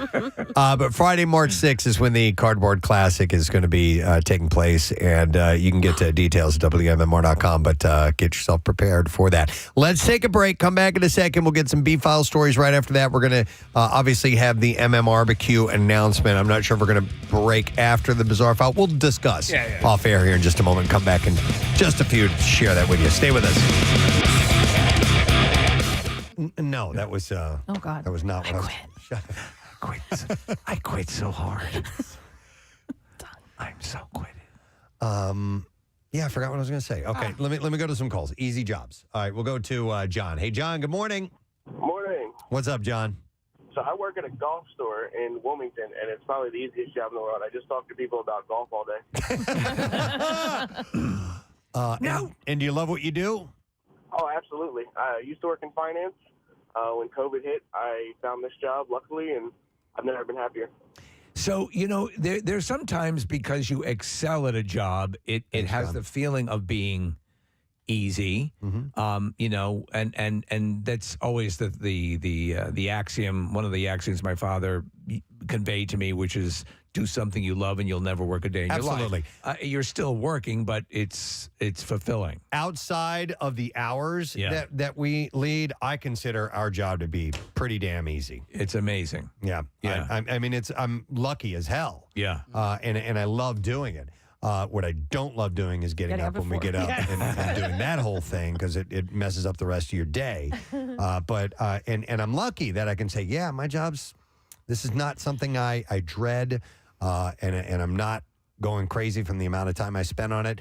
The prep work is a little arduous, but I still love doing this job. So, and I'm not bragging. No. I'm just saying we're good at what we do. Oh, well, and so therefore it makes it, this that advice much easier. Is part of the other great advice I've gotten. Listen, and I tell this to other people. If you do something you love, you're going to invest more time into it, even in the beginning stages. If you do that, and I think by sheer force, you will get good at something, and then hopefully the monetary compensation will come down the way. But I mean, that's all a chain of events. And that's the ultimate desire, is that you do something you love and you are paid well for it. You know what I do love is mindless labor. And when I was getting ready for the bike ride for the Tour de Shore, I had all these team jerseys that were sent to me, and I needed to make sure that they were getting to the right people. So I was just like basically sorting and stuffing, and I had to do it for a couple of hours. And I loved it. Yeah. You know what I mean? You like, want to work in retail now? No, because I don't want to deal with people, right? Yeah. Like you don't have to. I work in a warehouse. Yeah, I could do that. I could do that. But work at an Amazon fulfillment plant. I just threw headphones in. I stood here for like 2 hours, and I just stuffed names and cooling towels into these bags and. I do like the organizing factor of things like that. I'm actually volunteering at a nonprofit today, and we're putting together packages. So to me, that's perfect for you. I'm gonna make sure each package has two of this and one of that. I love sometimes if you get to put a little bow on it and something like that. I can tie the bows. The studio that I have in my room in my house in one of the rooms. I love. Today I'm gonna rearrange the wires so that everything sits properly. Like that sort of. Yes, that's sort of where I can just check out and do that. I do love that kind of work as well. You know what I was going to tell you guys back to? You mentioned the bad part of our job is getting up so early. That 2-week vacation. I know you're going to make fun of me, but I'm not kidding you. I'm dead serious. During that 2-week vacation, at the end of it, I swear to God, I woke up and I looked in the mirror and I was like, I look a little bit younger. I'm beautiful. Look at me. Have I always glowed like this? Listen, my nipples are like erasers. I did. I had color in my face. Yeah. I felt like my wrinkles weren't as bad. The bags under my eyes were gone.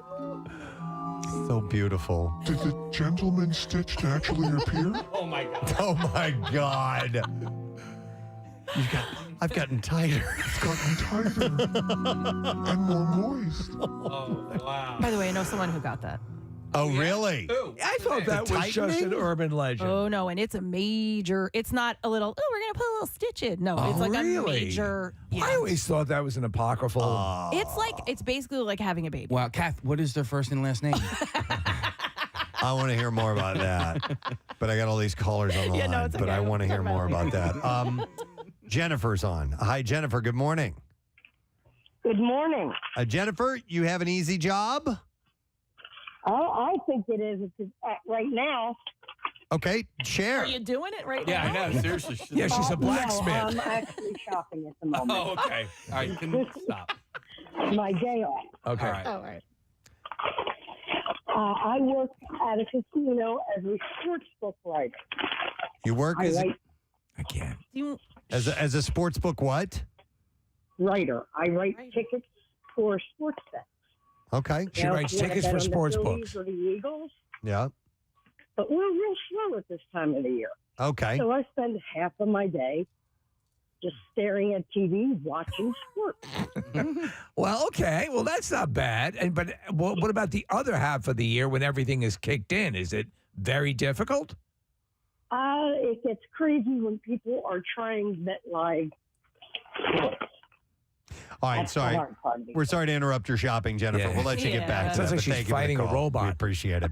All right, let me go next to Brandon. Hey, Brandon, good morning. Yeah. Uh-oh, here we go. All right, you have an easy job, it says. I'm a trash man. Trash man. How is that an easy job? That looks like hard labor to me, man. You drive the truck? A monkey can do my job. There is, I know, and I've known a few trash men in my life. That love their job? That love the job. I agree. That love the I job. have as well. Yeah. I will say, anytime I see the guys going by my house, they're either like laughing or singing. Right. You've got a group that you work with. Listen, you know that it's got its dirty elements, but the trucks will do a lot of the work. But also, you're getting a bit of a workout yourself. Yeah. How old are you, Brandon? The only thing I can complain about is the weather. Okay. Yes. How old are you? I'm 30. Okay. 30. Man, I see those Why guys not? lifting some really heavy trash cans. I'm like, no way, dude. Brandon, do you need to work out outside your job? Your job is a workout, correct? Yes. Yeah. Yes, that's correct. Okay. But I also am able to work outside my job because I'll probably be done within the next hour. Oh, there you go, man. All right, you get done early. What time you get up in the morning? We start work at 7. I get up at 6. All right. Okay. That's not bad at all, man. All right, so Brandon considers it an easy job. Yeah. I would consider that a difficult manual labor gig, but he thinks it's one of the easiest jobs. I wonder how they pick the case. To your point, do they go on rotation on who drives the truck? Because the dude who's driving the truck always has kind of the That's the dude. easier That's gig. That's a good his gig, question. Let me go to Kenny. Hey, Kenny. It takes me all this time to realize, but I love you. I love you. I love you. All right, Kenny, what's your easy job? Well, I'm not there anymore. Unfortunately, I had to move on. But I was a guard at the old Byberry buildings. After the asylum were abandoned. We were all over the place, and it couldn't have been any more of an easy job.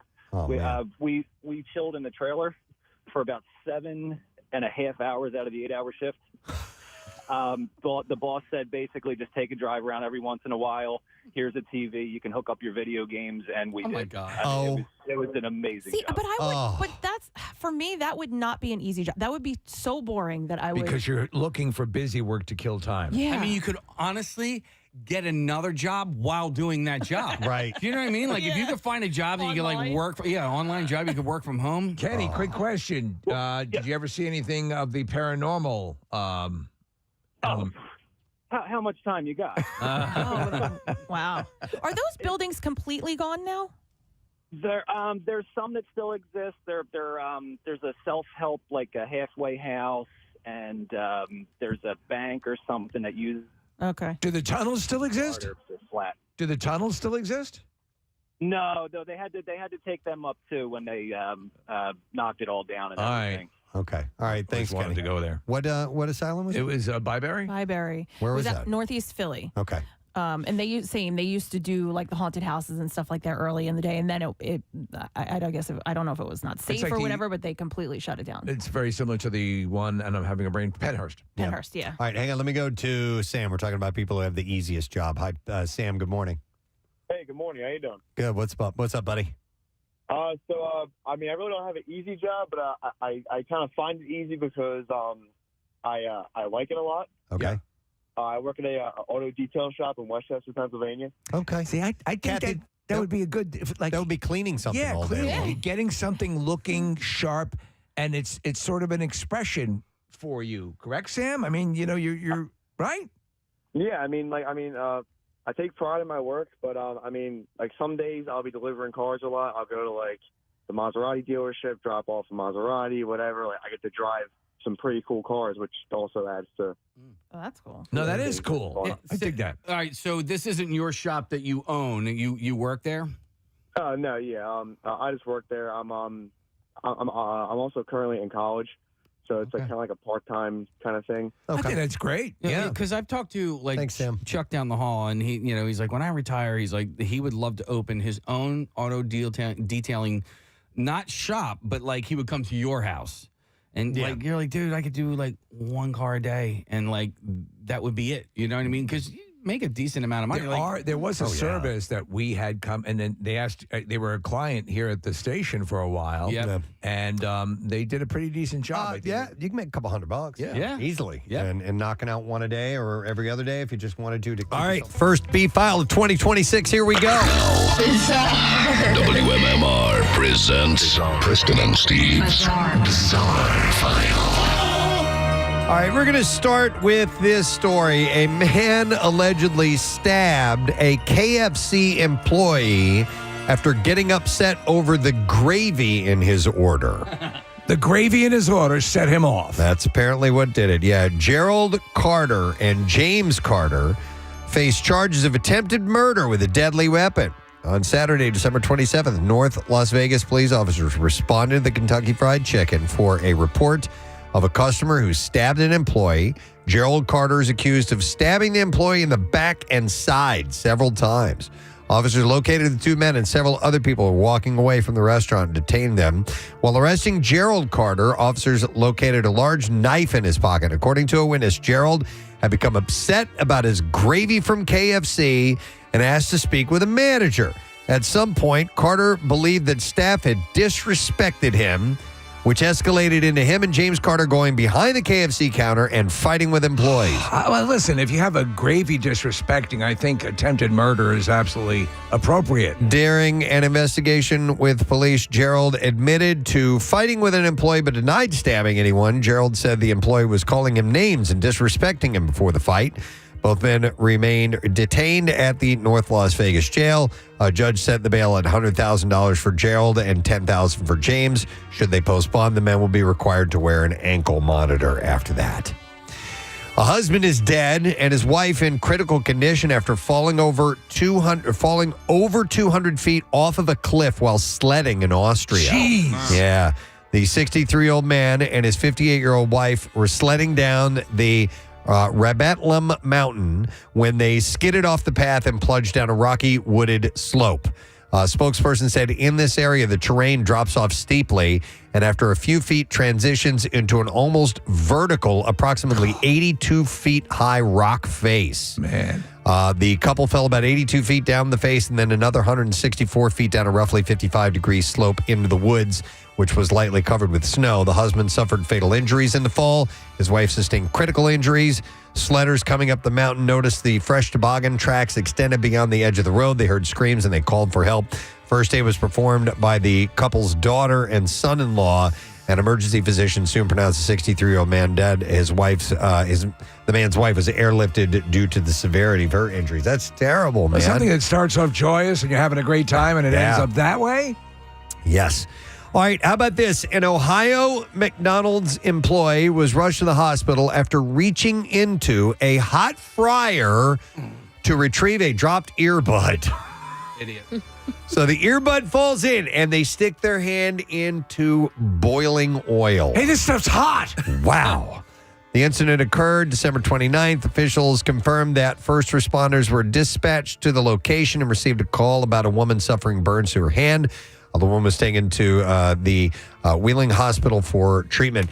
My uncle, he didn't reach in for something, but he fell. He was working as a chef, and he was standing up on a stool, like a step ladder. Oh, boy. Above the fryer. He was working on the hood above it. Wow. Slipped and fell, and he went down hand first into the fryer. How much skin? It didn't end up being third degree. It was second degree burn. So he was blistered all over the place. Man. But it was, I mean, it goes in for a nanosecond. You yank it out. Yep. You still have the burning oil on your skin. Exactly. Yeah. Oh, man.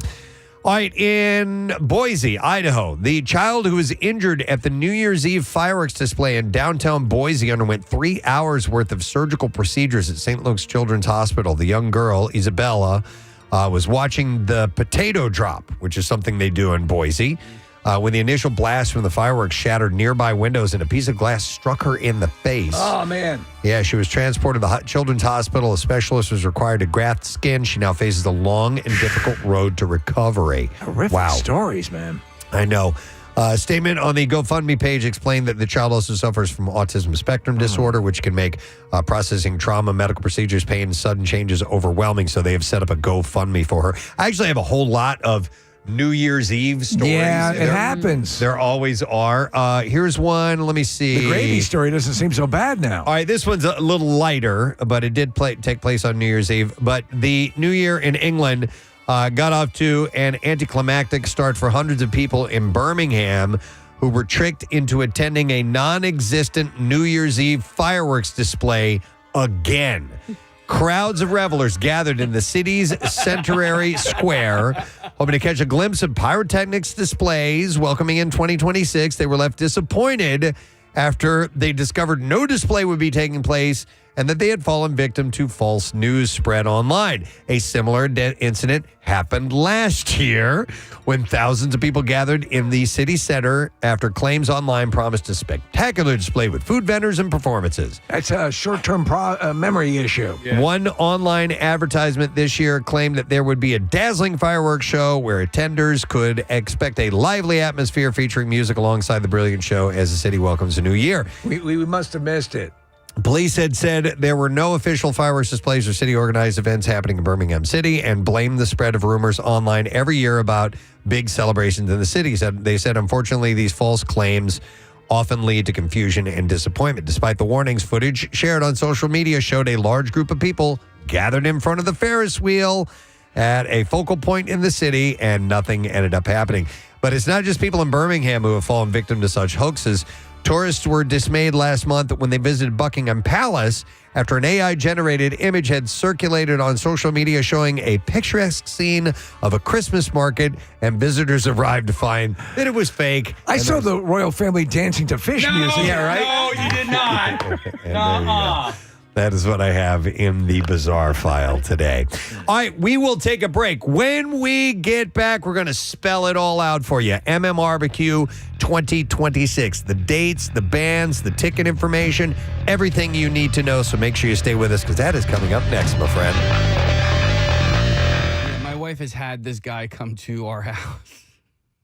I just How you doing, baby? I know, and he just sets up shop in the driveway and to clean your car. Yeah, Okay. not to clean Not to her clean your clock.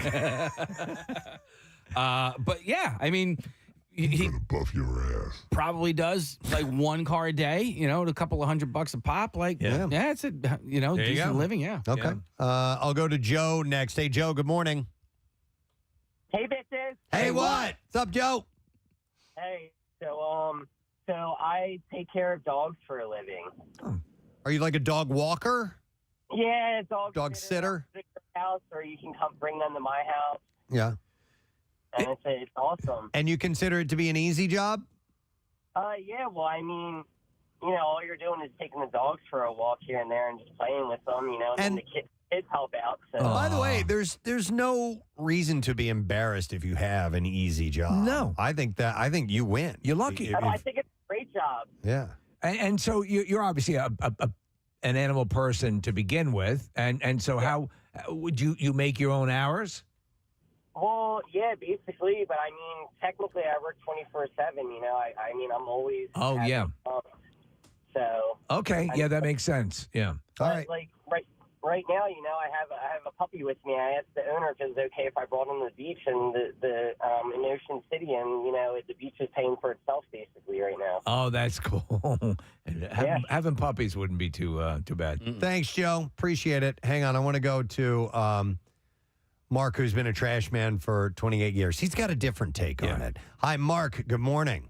Hey, guys, let me tell you something. I'm going to debunk that guy's theory right off the bat. I guarantee he doesn't work for a major trash corporation because front-end guys, which I've been doing for 20 years now, go in at about 2:30 to 3. I'm fortunate enough that I can come in at 5, and that's considered banker's hours in the trash industry. He's going in at 7 o'clock in the morning and only working till 11. He probably works for a county that's picking up parks and recreations. I did residential for 7 years. It is one of the toughest jobs there is.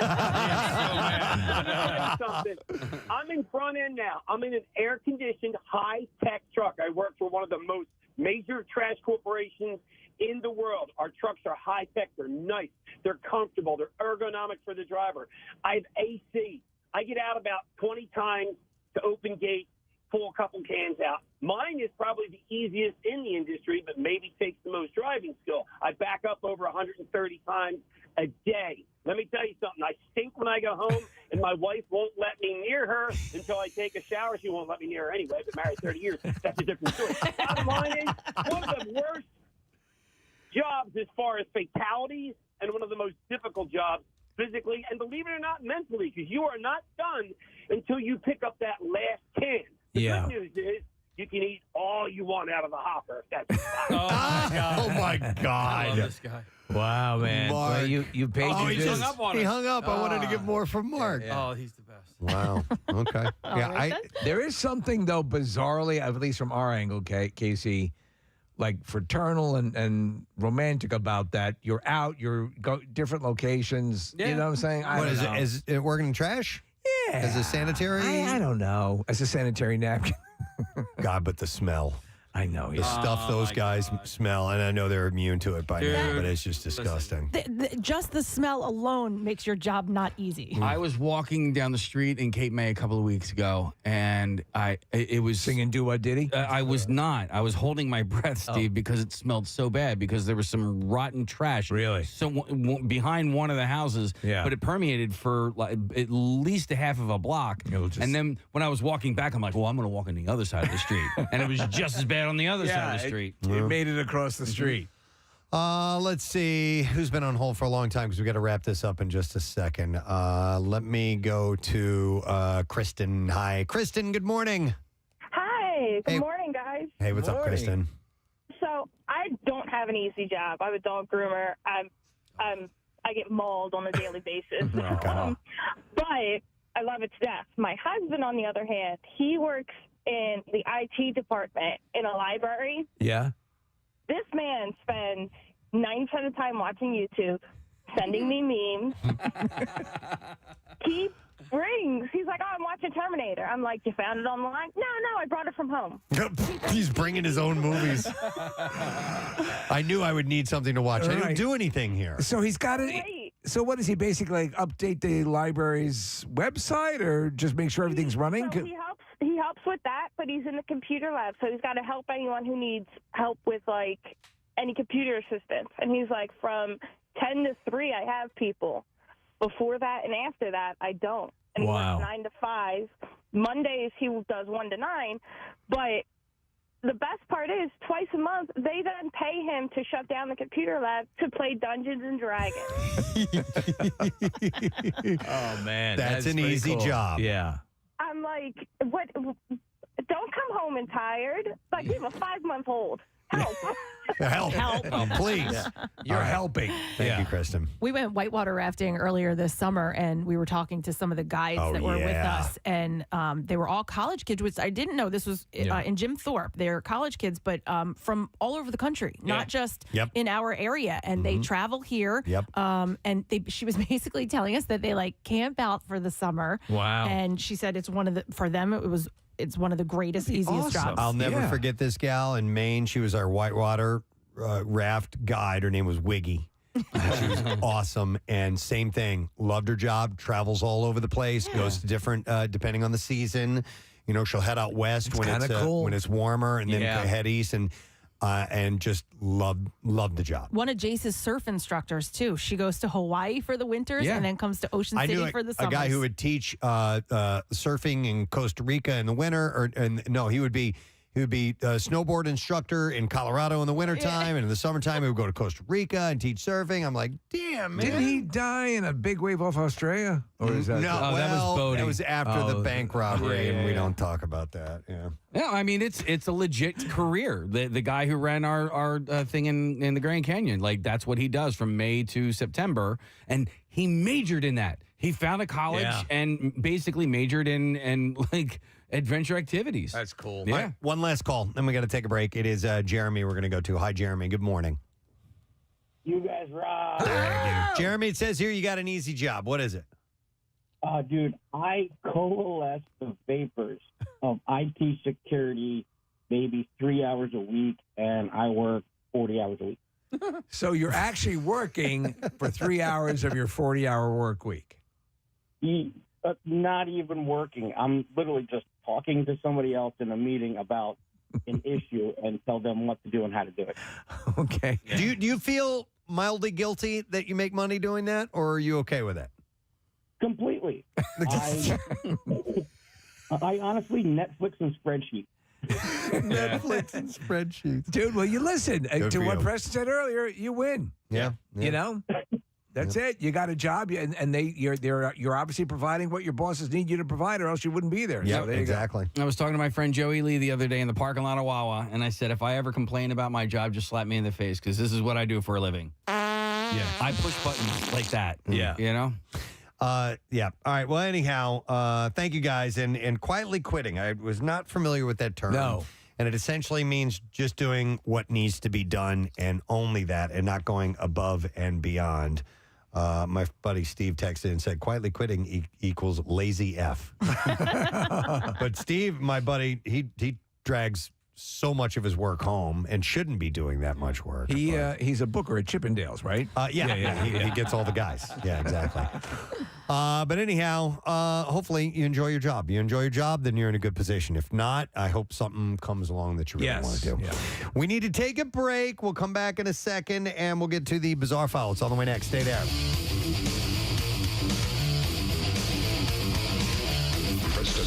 I'm starting to feel the buzz of excitement in the studio. Oh, yeah. This morning, and the excitement that I have is that something will probably go wrong. So Yes, absolutely. And it's probably something. It's It's probably an exposed wire is what's feeling that buzz. what it is. And I also realized as we were getting prepared for this morning, I'm like, this is the fourth time we've done this competition. We should probably have some type of official recorded intro. We don't have one of those yet. No. So Steve is going to be doing it live for us this morning. So, Steve, are you ready? Yes. It is time for The Battle of the Self-Proclaimed Experts. All right, and it is the It's Always Sunny in Philadelphia version of this that we are doing. If you stop and think about this, so we've done Harry Potter, which is one of probably the most elaborate of the collections of work that you would have to be aware of. This is right up there. Oh, it's got to be beyond. If you think about the hours of programming, good from point. It's Always Sunny in Philadelphia, it's got to eclipse the. It's amazing. The Harry Potter universe. So we reached out to our listening audience and we asked for you to tell us why you should be in our contest, and we got, as we figured, loads and loads and loads of great responses. Right. And they were really hard to narrow down, but we had to do it. And it's the only way to filter through and just find some people that we think might be good competitors. And we can't do a battle royale with everybody and then narrow it down and bracket it down to 2 people. So this is how we do it. Knowledge and passion. That's what we were looking for. All right. And we have 2 people in the studio. And I'm going to read the emails. Some of them are kind of long, so I'm going to read portions of the emails. Reader's Digest version. That were sent in. This one first says, Gadzooks Gang, as a stakeholder in kitten mittens and current student studying bird law at Patrick's Pub University, it's an honor to place my name in contention for this self-proclaimed expertise. 15 seasons and counting of Sunny content directly linked to my brain over the last 17 years have allowed my inner day man to shine through and have it be a huge piece of who I am, my personality, in quotes, situations I directly tie into my everyday life. I am incredibly thankful for what the gang has been able to create and produce for us over the years, and I hope my obnoxious ability to have that content as part of who I am win me the title. On top of that, the Preston and Steve Show has been my personal inspiration for wanting to work in radio/broadcasting. Attempts at the difficult job front over the years of on top of recent historical events have led me away a bit. Thank you, Marissa. Real quick before we make the announcement, I have a shout out I'd like to do. And this is a big birthday for a friend of ours. She is turning 40 years old today. Our makeup maven, Sarah Wren. Oh, Sarah Wren. Celebrating her 40th birthday today. She is a makeup influencer on Instagram. She's been by here on a couple of occasions and helped us out. She's awesome. She's wonderful. And it's a big 4-0 for her today. We'll give her a little juice. Yeah, sure. Yeah. Happy birthday, Sarah. We love you. And you can follow her on Instagram at Rentar, which is spelled WRENTAR. And she will steer you right, I guarantee you. So happy birthday. All right, you guys ready for this? I'm ready. Okay, so the MMRBQ is coming up. It'll be along in the spring, and we are going to announce the lineup, and we're going to start from our we're going to start with our local shots artist. Okay. And then work our way up. All right. To main stage stuff. Seems the right way. We would like to, first of all, tell you that the MMRBQ is going to be taking place Saturday, May 9th at Freedom Mortgage Pavilion. Tickets will be going on sale Friday at 10 a.m. via Ticketmaster. There are early bird lawn tickets available for just $35. And there is a pre-sale on Thursday. You can get the password at WMMR.com. All right. Let's start at the beginning. we would like to welcome as our local shots artist this year, the band, The Circus Hearts. They are a really cool, like 70s influence, straight up rock band. You can hear it right there in the beginning of this song. So think Stones, Faces, Black Crowes, and a big group. And sometimes as large as like 9 members in the band. Well, you're hearing all sorts of stuff in the music. Yeah, layered vocals, instruments that give it a full sound. So they are going to be really opening it up in true rock and roll fashion for us. And they were the MMR Local Shots Artist of the Month this past July. Nice. So we are happy to have them on board for the MMRBQ. I like this. All right, also playing MMRBQ this year, a genre-blending rock band from Raleigh, North Carolina, Lilac. And as you can hear in this song, they've got kind of this rock, alt, hip-hop, electronic, metal kind of blending sound to them. Very, very full. They've got powerful dual vocals. They have a female singer with a male rapper. So they're going to get everybody up and moving. So we're happy to have Lilac on board for the show. After Lilac, we are welcoming to the MMRBQ lineup one of the most talked about emerging rock artists, Cami Kehoe.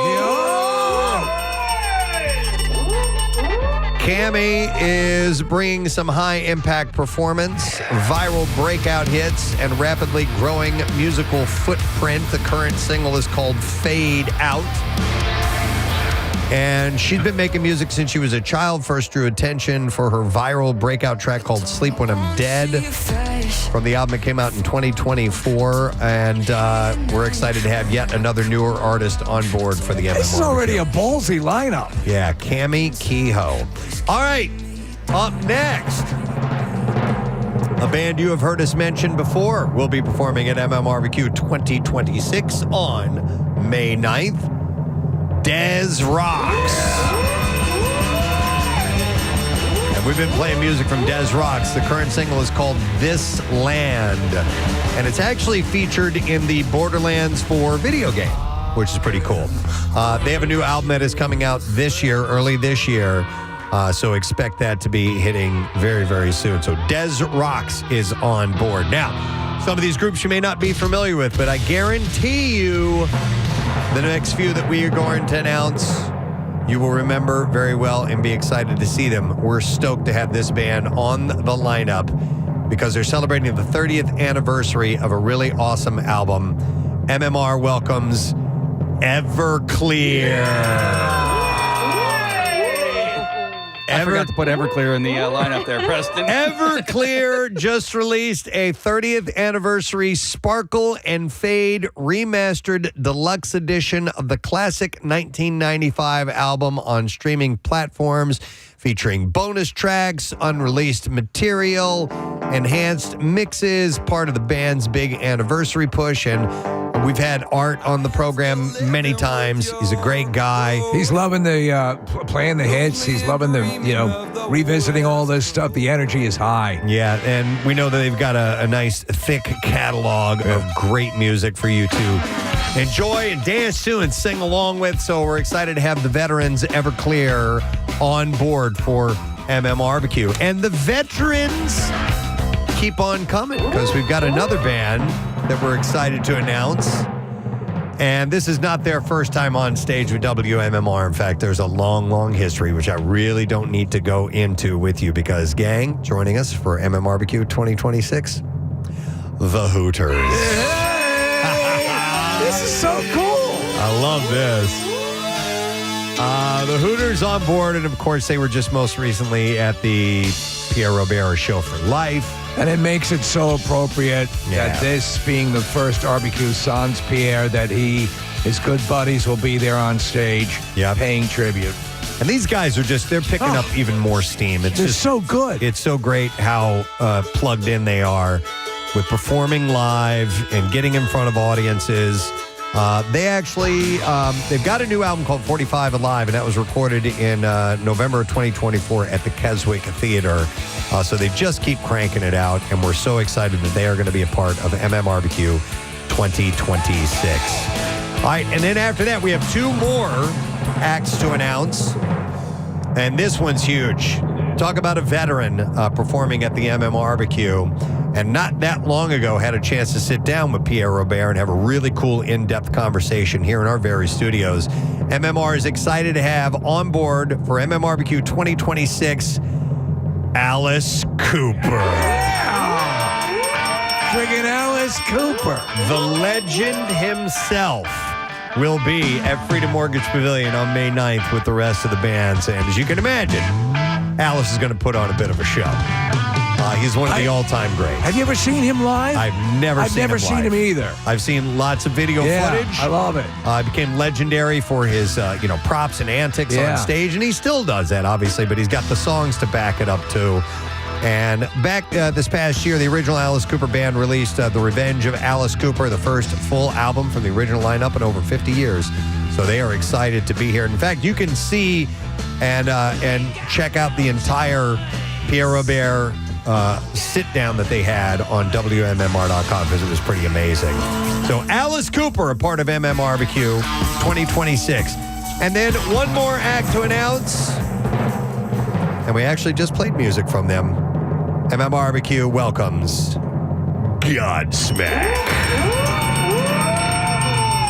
That's right, Godsmack. It is their 25th anniversary Awake Expanded Edition. They'll be celebrating the 2001 album Awake with a special expanded edition coming out on March 6th. So just shortly before the show taking place, and it's going to include bonus tracks and all kinds of great stuff, and possibly some new music coming out from them. Sully Erna had said a little while back that Godsmack was pretty much done with it, but they are looking more like they're going to have some new stuff out this year. So you never know. They might try out a new song you haven't heard yet. Yeah. Who knows what they're going to do when they get up on stage. But obviously Sully and the gang know how to bring the energy and know how to tear it up on stage, and they will be doing that very thing. So to reiterate the lineup once again, we're going to have local artists, the Circle Hearts, Lilac, Cami Kehoe, Des Rocks, Everclear, The Hooters, Alice Cooper, and Godsmack, all at MMRBQ.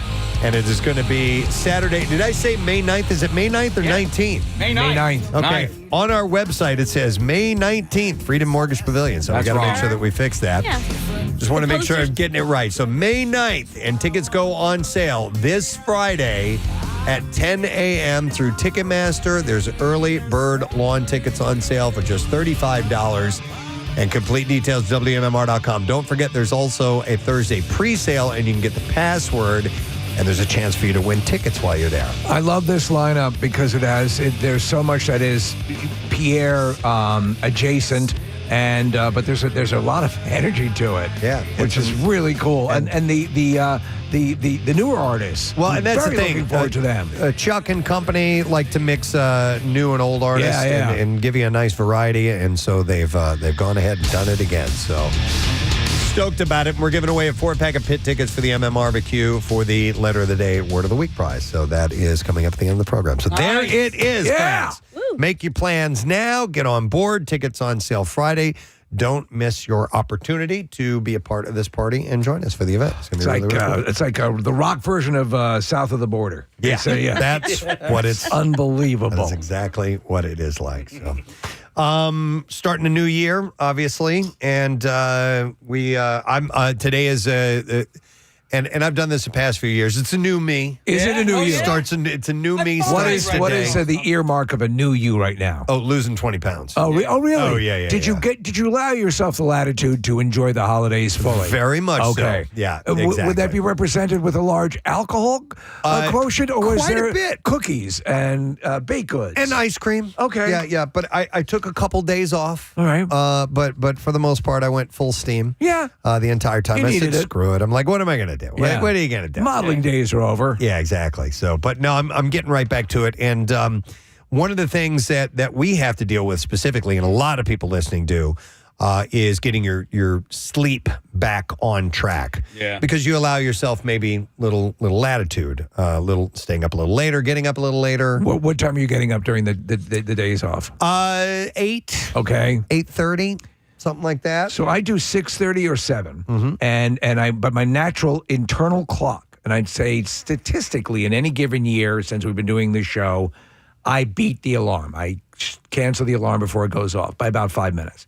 So, and I try to keep it that way a little bit earlier so it's not as in your face when you change over to our real deal schedule. And it seems to work. We'll see how that is on Wednesday when it tends to hit you fully. My goal during the break was to not get out of bed until after 9 o'clock. 9 o'clock. 9 o'clock. After 9. Yeah. Wow. Yeah. So do your dogs want you to get up Well, before that? Reggie had me up earlier yesterday, so I was up at about 8:45 yesterday. So they sleep in as well. Well, yeah.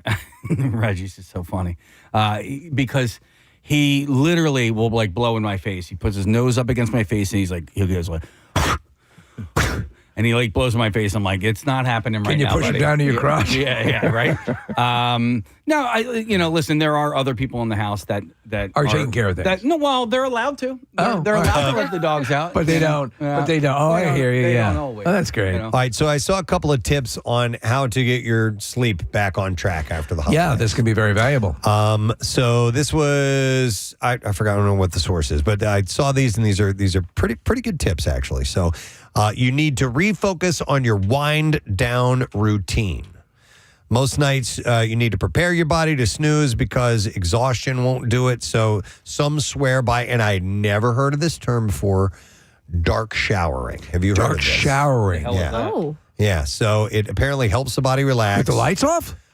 It's essentially taking a shower in the dark. Huh. Or with super low lighting. I'd never thought about that. Now we're morning shower people. Yeah. So I'm looking for the opposite effect. I'm looking for wake up, get going, let's get moving. Yeah, I don't need that to be a sleep aid. But this is apparently if you were on your way to go to bed. Could you move your bed into the shower? Maybe you could do that. Listen, I don't take. I think you just said it.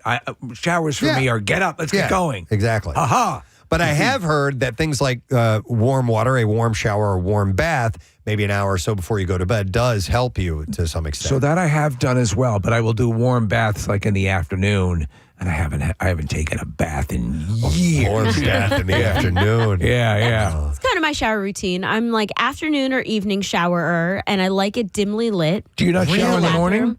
And sometimes. Okay. Like 2 or 3 times a week, All right. but not every day in the morning. And I love it piping hot, like burn your skin off hot. Right. So how about this dark showering? Could you imagine doing that with, you said you like it dimly lit, but how about like really dark? I think I could do it really dark. Okay. Yeah. How about dark shaving? Ooh. Yeah, that's smart.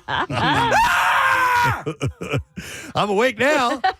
Ready to go. I get the idea. It's sort of a spa type of vibe if you're just warm. But I don't want to pass out in the shower and end up with a concussion. So other things you can do to help relax the body are journaling.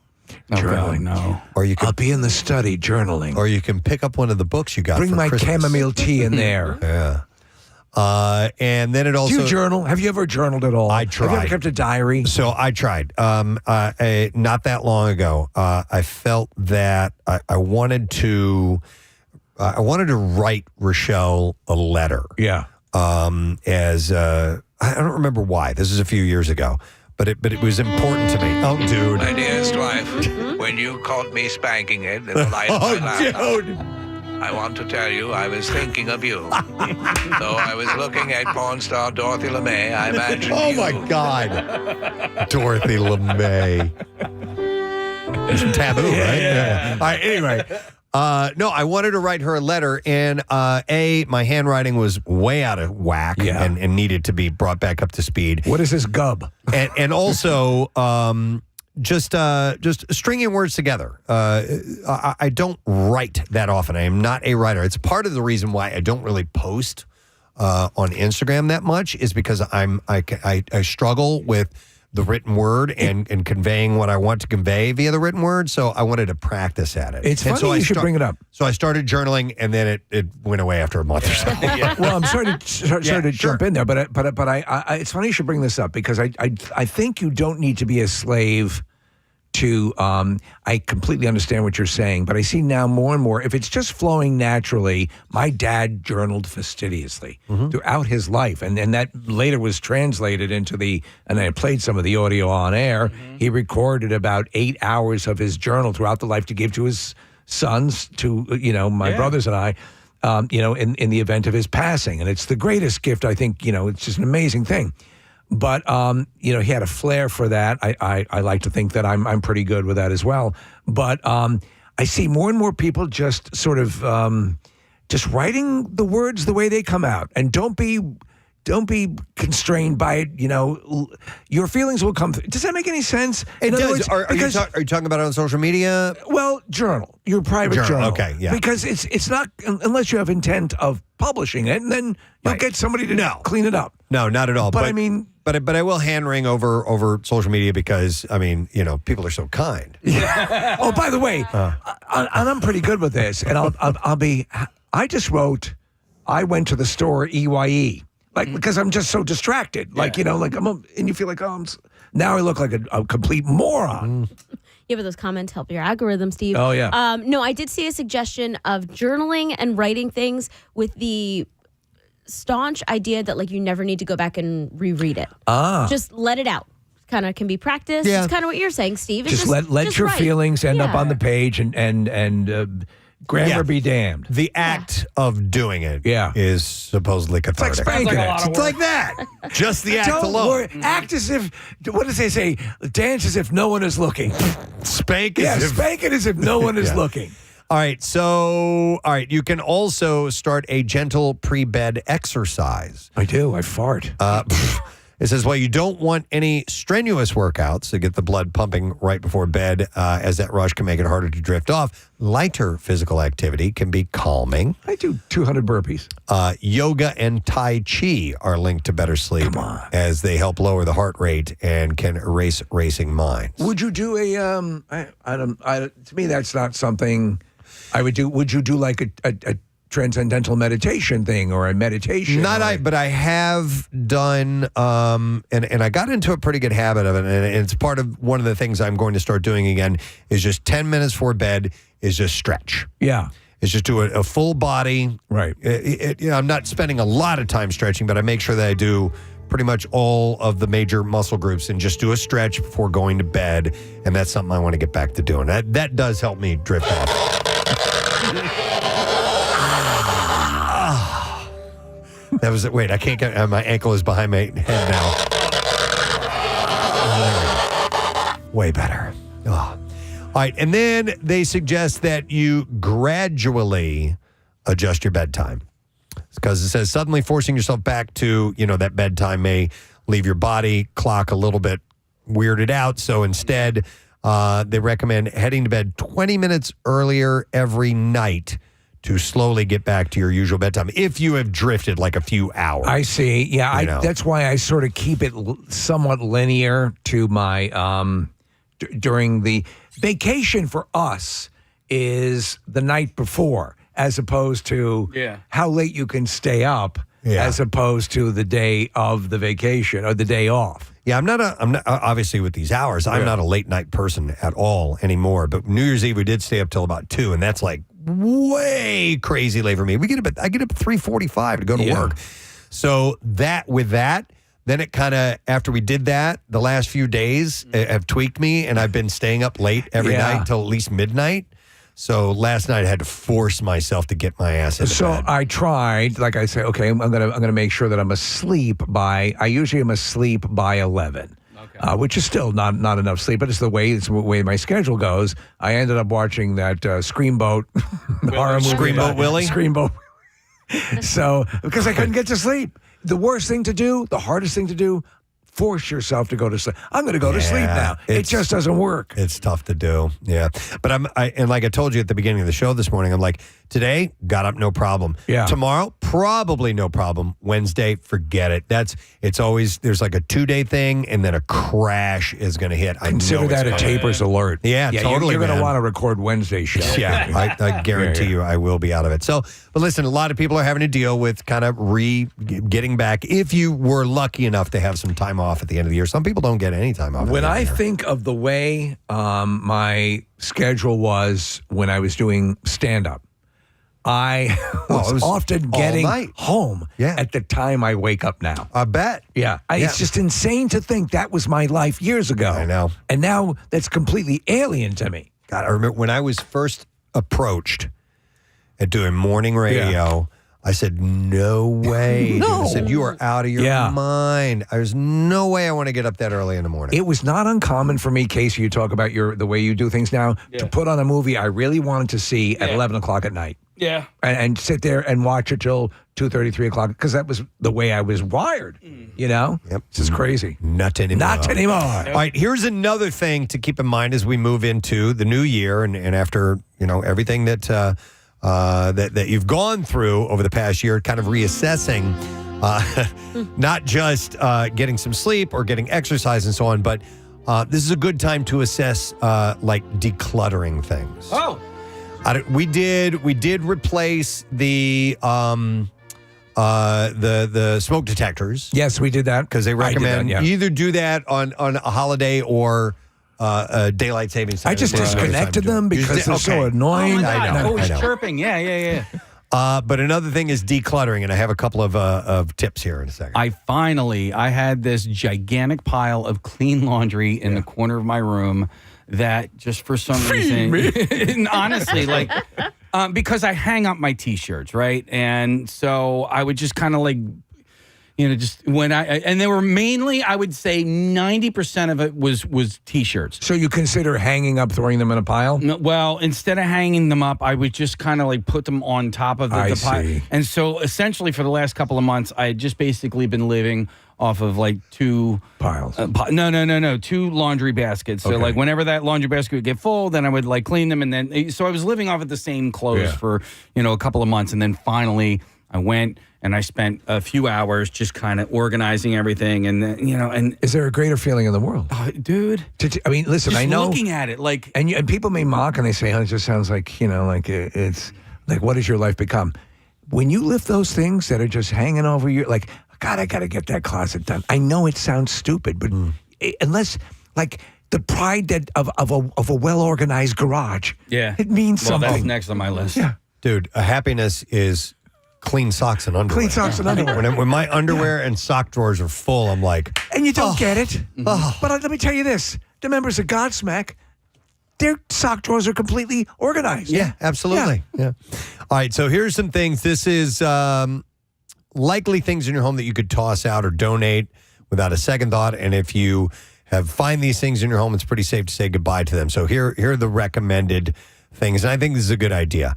Number one, holiday decor that you didn't use this season. This is the perfect time to reassess. If you have everything out right now, and then you have a bunch of other things that didn't make it out, consider whether... You may want to consider donating those or getting rid of that Honestly, stuff. And it's not passing the litmus test. And you can also evolve your decorations. Yeah. So for the longest time, I thought the Coca-Cola polar bears were adorable. And there was Coca-Cola had a whole line of things, and it was just cute. They never come out. So we donated them, and yes, it's a great time to cycle that stuff out. If it's not sitting out now, it's probably because you don't like it or don't use it or have no intent to use it. Yep. We have had this a little bit smaller than life-size Santa Claus that, there's a button and it sings and all that stuff. We have the same thing. Okay. It's great. Well, its head fell off years ago, right? Claus. And so... Claus. Dude... So now I literally, in his one hand, I have him holding his own head, which I think is really, really funny. But it's magical, It is going in the trash tomorrow. Yeah. But for years, this thing, like, we would just kind of like place the head on top of it, and anytime you bumped it or whatever, the head would fall off. I love that. Oh, Dude, but it's time to go. You could bring it in here. It would actually work as a decoration here to cap a clause. Oh, man, that's just another step. It's just so much easier to put it out in the trash can. All right, here's another thing you need to assess: your camera roll. All right, that is arduous. That's a lot. If you have thousands and thousands of pictures, it's a lot of work. I told you guys about this earlier this year, late this past year, and I saw an interesting tip about how you can spend the next year going through your camera roll. There is a way to set this up. You can do a quick search online and find out how to do it, especially if you have an iPhone, that every day it will send you, it will alert you to all of the pictures you took on that day in your camera roll's history. Right. So if you think about how many pictures you've taken on one day, chances are it might be fairly manageable over the last, 15 years or whatever that you've been using your iPhone app or your Photos app. Yeah. And so if you have a reminder every day, maybe you can quickly go through and go, oh, my God, that's a picture of food. Yeah. What do I need that for? I need that. And delete. Yeah, I need that. Save that. What a muffin. But it might be a quick way to just clean out and get rid of it's a year-long process, but you might completely clear things out and maybe save some more space on your phone or whatever it is. The I think fear it's a great idea. of the shotgun method is that you're going to get rid of something you really wanted and kind of just bulk erase it. So if you're taking it on a day-per-day basis, the likelihood of you doing that is a lot less. And you'll come across something you're like, oh man, I love that. Forgot about that. This is my favorite D-pick. Similar to get rid of Facebook friends on their birthdays, it reminds you every day who people are. So if you go a whole year checking the birthdays, you can be like, unfriend you. Right. Okay. All right, good idea, Preston. I don't need this picture of 3 pieces of pizza. Right? Like, what the freak is that doing in there? Exactly. All right. All right. Any unused tech items, especially if it's outdated tech and things like that you just don't use anymore, it's a good time to assess that and get rid of that. Expired coupons, old gift cards, or just gift cards in general. Yeah. And get yourself a plan to start using those. Listen, and you probably got a fresh batch of them. Yeah, if you haven't used them, if they haven't meant anything in a long time, that's for a reason. Get rid of them. Yeah. Also, it says here, dead batteries. If you have like a container of dead batteries. I told you guys about this a while back. I had heard that hardware stores will collect dead batteries and dispose of them properly. So I had a bag full of old, AA and AAA batteries. And I go to my local hardware store and I come showing up and I brought this bag. I'm like, hey, I heard you guys will, dispose of these for me. And they were like, oh, okay, yeah. Well, we'll just throw them out with the rest of the stuff we normally throw away. And I'm like, you don't recycle or anything? They're like, no, we'll get rid of them for you. I was like, okay. I could have done that. I thought I was doing the right thing. Hey, if you have a second, look at this picture of 3 pieces of pizza. Rodney will take your dead batteries. Yep. Yeah. All right. Number 6 on and I have these 10 things on this list. Number 6 is expired condiments in your fridge. Ew. If you have no, not condoms. I know that's what you're thinking. Condiments.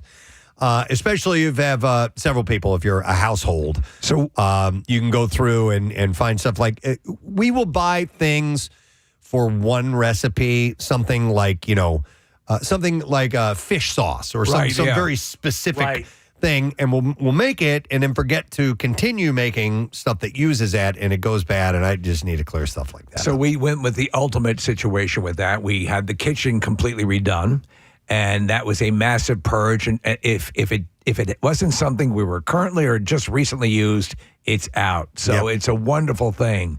And you won't believe the amount of space you buy back. Marissa, expired makeup and skincare is on this list as well. Now, you use fish sauce for your skin, right?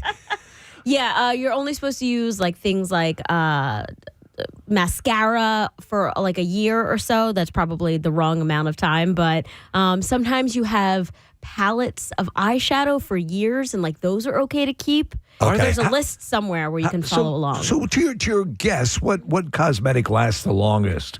I think it's the amount of time that you use it. Oh, I see. So if you're using a mascara every day, it gets bacteria on it because you're constantly using it. If you're putting, eyeshadow palette and putting your brushes in it every day and not cleaning them. But if you're just using it for one color and then using it later, 6 months later, it has different bacteria levels. But it says on here expired makeup and skincare. So I guess some of them do have a quote unquote shelf life. I mean, you could probably get away with, but maybe it's like a best used by date or something. I don't know. Yeah, and some of them will like crumble. Like you think you've kept it for so long and then you touch it and it crumbles apart. How did it look? All right. Also, expired medications. Yeah. Some people don't realize that medicine goes bad over time, even over the counter stuff. If you're buying ibuprofen or acetaminophen and stuff like that, they do have expiration dates on them. They won't work with our as neighbors and we'll do a potluck medication. Medication Everybody brings thing. medication. Yeah. All right. And what a great idea. Hey, I brought Xannies. They're about to go. They're only a month old. Stool softener. Yeah. Also, extra items in your shower that you may want to get rid of. Like that toaster. Yeah. That half bottle of conditioner, the other one a soap. God, Rochelle used to be a conditioner junkie. I remember at one point it was like 35 bottles. We have this shelf in our fridge. And one day I'm like, I'm going through this stuff. And I pulled it up and like 80% of it was conditioner. Yeah. She kept it in the fridge? No. on the shelf in the shower. Did I say fridge? Yeah. Did you? I don't know. Okay. No, I just thought, I thought maybe that's the way you would store it. No. No, we have empty bottles of like things in the shower that just hang out. That just hang out there. Yeah. Do they have the little bit of water in them that you put in? Because you Some think do. that soap's going to last one more time? Yeah. So that's something my shower is completely devoid of, which is conditioner. Yeah, you don't need any of that. I don't need any of that. But again, when you declutter the bathroom, you know what I started doing? I started taking my toothbrush and everything, and I put it in the drawer at the top under this, so that my counter is completely clean. When I take stuff out and then put it back in. Nice. That'll last for a day. Marissa, I strangle soap, shampoo to the bitter end. All the time. And I do the water and shake it up and do the whole thing, trying to get every little bit out of it that I can. And then the shampoo leaves it finishes before the conditioner. Right. So that you save the conditioner, and then if you buy it as a set, you put both of them in the shower, and then that's how you build up the conditioner. So traditionally, both shampoo and conditioner is like just a dollop? I use way more shampoo than I do conditioner. Do you? Okay. Yeah. All right. Conditioner, you don't need that much. Yeah, you're only supposed to use like a quarter or smaller, but sometimes you use more. Do you use conditioner?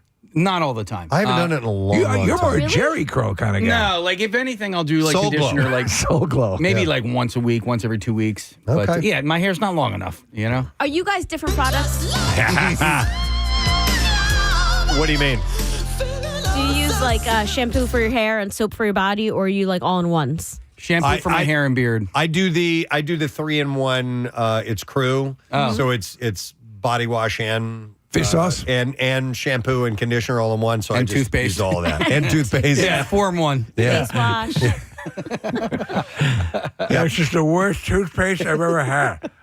So get rid of some extra items in your shower. And then the last thing it says here is canned goods you don't use. I take them out of my shower all the time. Do you? Yeah. Yeah. What's with this? Beans? Probably in your pantry is where you're going to find that stuff. Yeah, man. So we got, again, thanks, Mr. Contractor, help we do everything. And we had these cabinets, Preston, that were horrible, that we kept buying the same stuff over and over, not realizing we had it already in the cabinet. It's like, how long has this been in here? Uh-huh. Mm-hmm. So it's a good time to assess that stuff. If the clutter you're going out. to pick a benchmark time to do it, why not now? Yep, most definitely. All right. And with that, we should probably take a break. We do have a guest who's going to be stopping by here in a moment. Yeah, he should be here in about 5 minutes. Okay. All right. Very good. And if you missed it, we announced the MMRBQ. I'll give you the quick rundown once again. The details are Saturday, May 9th at Freedom Mortgage Pavilion. Tickets will go on sale this Friday at 10 a.m. via Ticketmaster. There's early bird lawn tickets available for $35. And we are going to have our local shots artists, the Circus Hearts, also Lilac, Cami Kehoe, Des Rocks, that's the GA portion. Yeah. And then for the assigned seat portion of the show, Everclear, The Hooters, Alice Cooper, and Godsmack. You raise me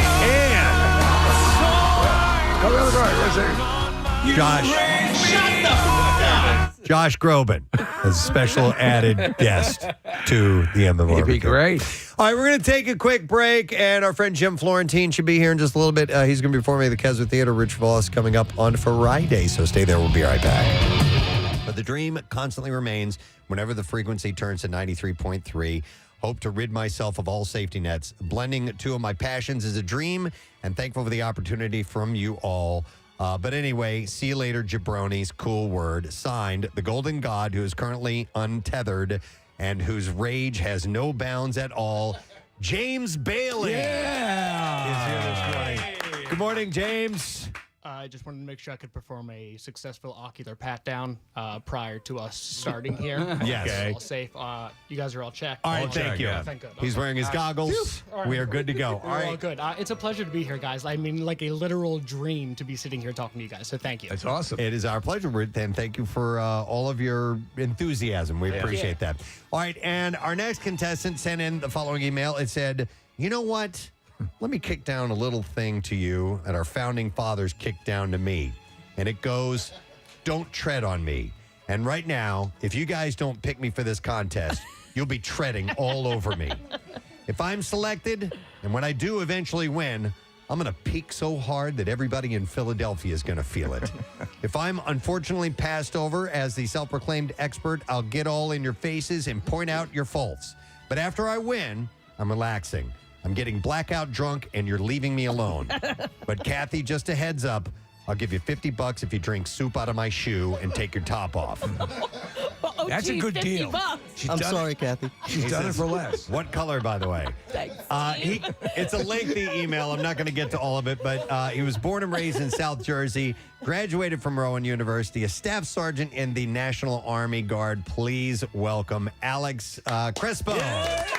Thanks for having me. Good morning, Alex. Happy to have you here. Thanks for being on board. This is awesome. Appreciate it. And again, sorry, Kathy. Well, listen, this is the way things are going to work with Battle of the So-Called Experts. Oh, I'm sorry. With Battle of the Self-Proclaimed Experts. All right, this is the way it's going to work. We're going to have 3 rounds of questions. Each round is going to be a different level of difficulty. Obviously, we'll start with the easier questions, move on to medium, and then we will get to the hard questions. The first round, questions are worth 1 point each. 1 point. The second round, questions are worth 2 points each. 2 points. And in the third round, where the scores can really change, it's 5 points. 5 points. Now, if we find ourselves in the event event of a tie. A tie. Oh my God, make it stop. We do have a tiebreaker question that will determine our winner. And I know I'm forgetting something. Oh, yes. Sarah Marshall. What? Oh, forgetting Sarah Marshall. Oh, forgetting Sarah Marshall. So, as I ask the question, either one of you can buzz in at any time. Now, if you buzz in before I finish with the question, I'm going to stop where I am. You'll have to answer the question at that point. There may be more to it that you miss out on, but if you're feeling strong, you can go for it. Now, if you do get it incorrect when you interrupt me, I will pose the rest of the question to your competitor, and they will get to hear the entire clue and then give us an answer. Yes. So they might have an advantage. That's up to you. That's where a little strategy comes into play. We need to test out our buzzers to see what they sound like. So let's go. Alex, if you could hit your button. That will mean that Alex has buzzed in first. That's great. And James, could you hit yours?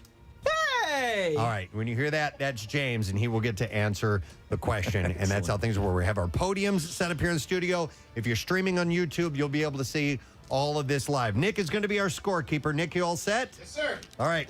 I don't have your mic on. This one? There we go. There you are. Mic wasn't on. All right. So we are going to get this underway. Let's begin with round number 1. Gentlemen, grab your signaling buttons. And by the way, I need to compliment them on their T-shirts. They are wearing It's Always Sunny centric shirts. We have the Bird Law shirt and the Implication shirt as well. You had to call them to say, at least to alert them to the fact that while we are fans and watch the show, these are the encyclopedic knowledge of the whole show, so we may not be aware of everything. And in fact, I need Connor in here because Connor is going to be our judge should we need to go to a ruling. Connor's another super fan. Connor's a super fan, and he helped out with all of the questions. So, Connor, I may go to you for a thumbs up or thumbs down. Like the gladiators. All right, here we go. Starting with 1-point questions. These are the easier questions of the lot. Let's begin. Here we go. In what year did It's Always Sunny debut? James. August 4th, 2005. He knew the date. Oh, my God, that is correct. Absolutely. 1 point for James. Like I said, these are the easier questions. Question number 2, and there are 5 questions per round. I forgot to mention that. Which Pennsylvania bridge is seen? Alex. I'm going to go Strawberry Mansion Bridge, but I think I jumped the gun. That is incorrect. Which Pennsylvania bridge is seen in the opening credits? George Washington Bridge, correct? Or no? That is incorrect. That is incorrect. Both of them wrong. It's the Ben Franklin Bridge. George Washington Bridge is in New York, James. Round up. No, that's very different. Very different. All right. Is it the Verrazano Narrows Bridge? Here we go. Golden Gate. Yeah. And by the way, you heard Casey playing sound effects. Yeah. For an incorrect answer, you will hear this. Dead air. Or you will hear this. This is not good radio. All right, and for a correct answer, you'll hear. Or.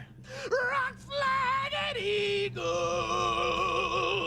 See, it all looks professional. It does. Yeah. All right, third question of the first round, and there are 5 per round. Here we go. What is Dee's nickname that was... Hey! All right, James? Shut up, bird. Incorrect. Ooh, this is not good radio. What is Dee's nickname that was given to her in high school? The Aluminum Monster. Yep. That is correct. Alex gets a point. That's from the episode titled The Aluminum Monster versus Fatty Magoo. Question number 4. What is Rickety Cricket's James? Matthew Mara. Matthew Mara is correct. Rickety Cricket's real name. All right, question number 5, and this is a lengthy one. A lengthy setup. I just want to tell you ahead of time. Here we go. Noted. Mac and Charlie go to a diving pool they used to go to as kids, but the pool has been abandoned and is full of garbage. Mac says that the pool looks like the way that it is because of a pattern of discrimination against lower class people, but Charlie says it's because a kid drowned. Alex? Jamie Nelson. That is correct! And round 1 comes to a completion. And by the way, that was from Mac and Charlie White Trash episode. Nick, what is the score so far? All tied up at 2 apiece. Right. Nice, guys. 2 Very for nice. Alex, 2 for James. It's a tie score. And they got the same question incorrect, I want to point out. So nobody stole anything from anyone on that one. So 2-2 in round 1. And we now move on to a slightly more difficult section of our contest. This is round 2 with our medium difficulty questions, and each question is worth 2 points. 2 points. It's helpful. Question number 1. We need you to give us the full definition for the meaning of the Dennis system. James. D, demonstrate value. E, you're going to engage physically. N, you are going to nurture that dependence. The second N, you are going to make sure you neglect emotionally. I, you are going to inspire hope. And then with that S, you are going to separate entirely. That's correct. Wow! Well done! That was impressive, James. All right, 2 points for James on question number 1 of round number 2 as we are playing the battle of the self-proclaimed experts. I don't get tired of it. I love that I can just point to Steve and he'll do that. In Delaware County, we have road construction. It's on 95 southbound right before 452. It seems to has causing a lot of problems out there. The right lane is closed. Some are jammed up on 76 eastbound between the Boulevard and Vine, and westbound, again, between the Boulevard and Gladwin. Then there's an accident on Bethlehem Pike in both directions right at Walnut Street. I'm not seeing any more updates about the incident in Delaware. I hope that is cleaned up for everyone who is in that. This traffic report is brought to you by Discover. Do you know what's accepted at 99% of places that you take credit cards nationwide? If you guessed Discover, you guessed right based on the February 2024 Nielsen report. And that's your traffic on 93.3 WMMR. All right, thank you, Marissa. And so, what's the story? Here, hang on, Ryan. Put on your what's our up? guest has just arrived in the Acme Lounge. I'm going to bring him in just one moment. Oh, okay. Where's Casey? That's a great question. I can give you great answers. I can give you fake answers, whatever you'd like. No, I prefer the truth. I have no idea. All right, very good. Very good. I don't know where Maybe Casey... he's looking for a guest because our guest wasn't. Well, no, Ryan said he's in the Acme Lounge. Just maybe he went in another direction. And they've missed each other? Maybe they've missed each other. I'm going to go with that story. Happens a lot in this building. This building is kind of a maze. It's weird. And if one person ends up at one door and you're waiting for them at the other door. They this bizarre curve. This building is a bizarre curve that, and then it's almost in many ways it's like the Winchester mansion. Like it is. Yeah, walls just appear out of nowhere. There is, if you go up, we're on the 4th floor. If you go up on the 5th floor, I'll go up there to use the bathroom sometimes. Yeah. And if that bathroom is close for repairs, I'll try to stay on the 5th floor and walk down the hallway back towards where we are. And then I hit a wall. Yeah. Like literally a wall. Why does I'm like, it's the building stops here? What the hell is going on? I know for a fact it goes past. Well, it's very weird like that. Chuck did that with Ozzy in that exact hallway. Oh, yeah. It He ended had up doing a Spinal Tap type An exact Spinal Tap moment with Ozzy and Sharon 10 years ago. They said they were very good-natured about it, even though it was clearly a huge mistake. Hi. Where were you? The bathroom. Okay. And so the, what do you call it? The custodians were in our bathroom, so then I had to make my way up to the 5th floor. What were you guys just talking about? We were talking about the maze that this building can be. We thought you might have gone to look for our next guest. Yeah, no, our next guest is here. Yeah, well, I know he is. He came walking in before you came walking in. But no, we thought maybe you missed each other because the building is such a maze that it is. So, all right, he's here. Our next guest is going to be performing at the Keswick Theater along with our friend Rich Voss. Jim Florentine is here with us this morning. What's going on, guys? How you doing, brother? It's good to see you. Nice to see you, too. It's been a while. It has been a while. You look good. Yeah, you do. You look good. You look different. I don't know what it is. I can't place it. It's a new flannel. I think he's smiling for the first time. I'm just happy I made it. There's traffic out there. It was That's fair. insane. So I'm like, Yeah, you're like a smiling Eddie Bauer look. That's yeah. But meanwhile, it's Kohl's. I use Kohl's Cash. Kohl's Cash is amazing, by the way. That's all I wanted for Christmas. Yeah. Kohl's Cash. Yeah, you pull up and you realize you have more in Kohl's Cash than you had it in your retirement savings. In real cash. By the way, you have $700,000 in Kohl's Cash. Yeah. Wow. Kohl's has the most liberal, amazing return policy. At least it used to be. I don't know if it's still the case, but like it rivaled LL Bean in returns. You could bring back anything, and they were like completely accepting. Are you a occasional Kohl's shopper? I got one right by my house, but I don't return stuff. You know, because it's so good, you keep it always. No, I used to wear it like when I was in my 20s, get a real nice outfit to go out to the club with, and then return it the next day. You were that guy, really? Yeah, I would tuck in the tags in the back pocket to keep them on, and the next day, this doesn't fit, and bring it back. I love that idea of getting clothes. I remember when you get I'm going to get my first suit. When you got your first suit on, you're like your dad would get you a suit for like communion or whatever the hell it was. But I remember my first suit came from JCPenney's. And I was like, I'm going to go get it. It's going to be really good. And it was the worst suit ever. But I was like, ask me where I got this. JCPenney's. And I felt very proud of myself. You know? Of course. Yeah. Years ago, after that, though, I walked into a place in the mall. You're familiar with the Roosevelt Field Mall in New York? Yeah. So it's kind of like the KOP here, Preston, and it has its area where the stores are a little bit more hoity-toity. Yeah. And I walked into this place, and the sales guys gave me that. You shouldn't be in here. Yeah. This is not for you. And basically border collared me out the front door. And I knew my place in society at that point. So. Yeah, well, I got one suit. Even I went to like Men's Warehouse. I said, listen, I want a suit that I can wear in August and I can wear in February. Give me that color. Yeah. I don't want to hear that this is a summer suit or this is a fall suit. I just want, can I wear this in February and August? Then that's the color I want. But they're experts at laying out that, you know what? Let me just show you something, a good leisure. Let me show you like a sport coat. Let me show you. And then before you know it, they have a way of, flattering you into a whole new wardrobe. Mm-hmm. But you don't fall for it. I didn't fall for it. I said, listen, I'm white trash from New Jersey. Just give me a suit. I got to go to a wedding. Wedding, funeral. Yeah. I mean, that's the only time. No. I get like kids graduating like high school and stuff like that. So I've had to wear the suit for that. But I went to Men's Warehouse, 2 years ago, got fitted for a suit, and then I put 20 pounds on. Yeah. I'm like, man. I know. Yep.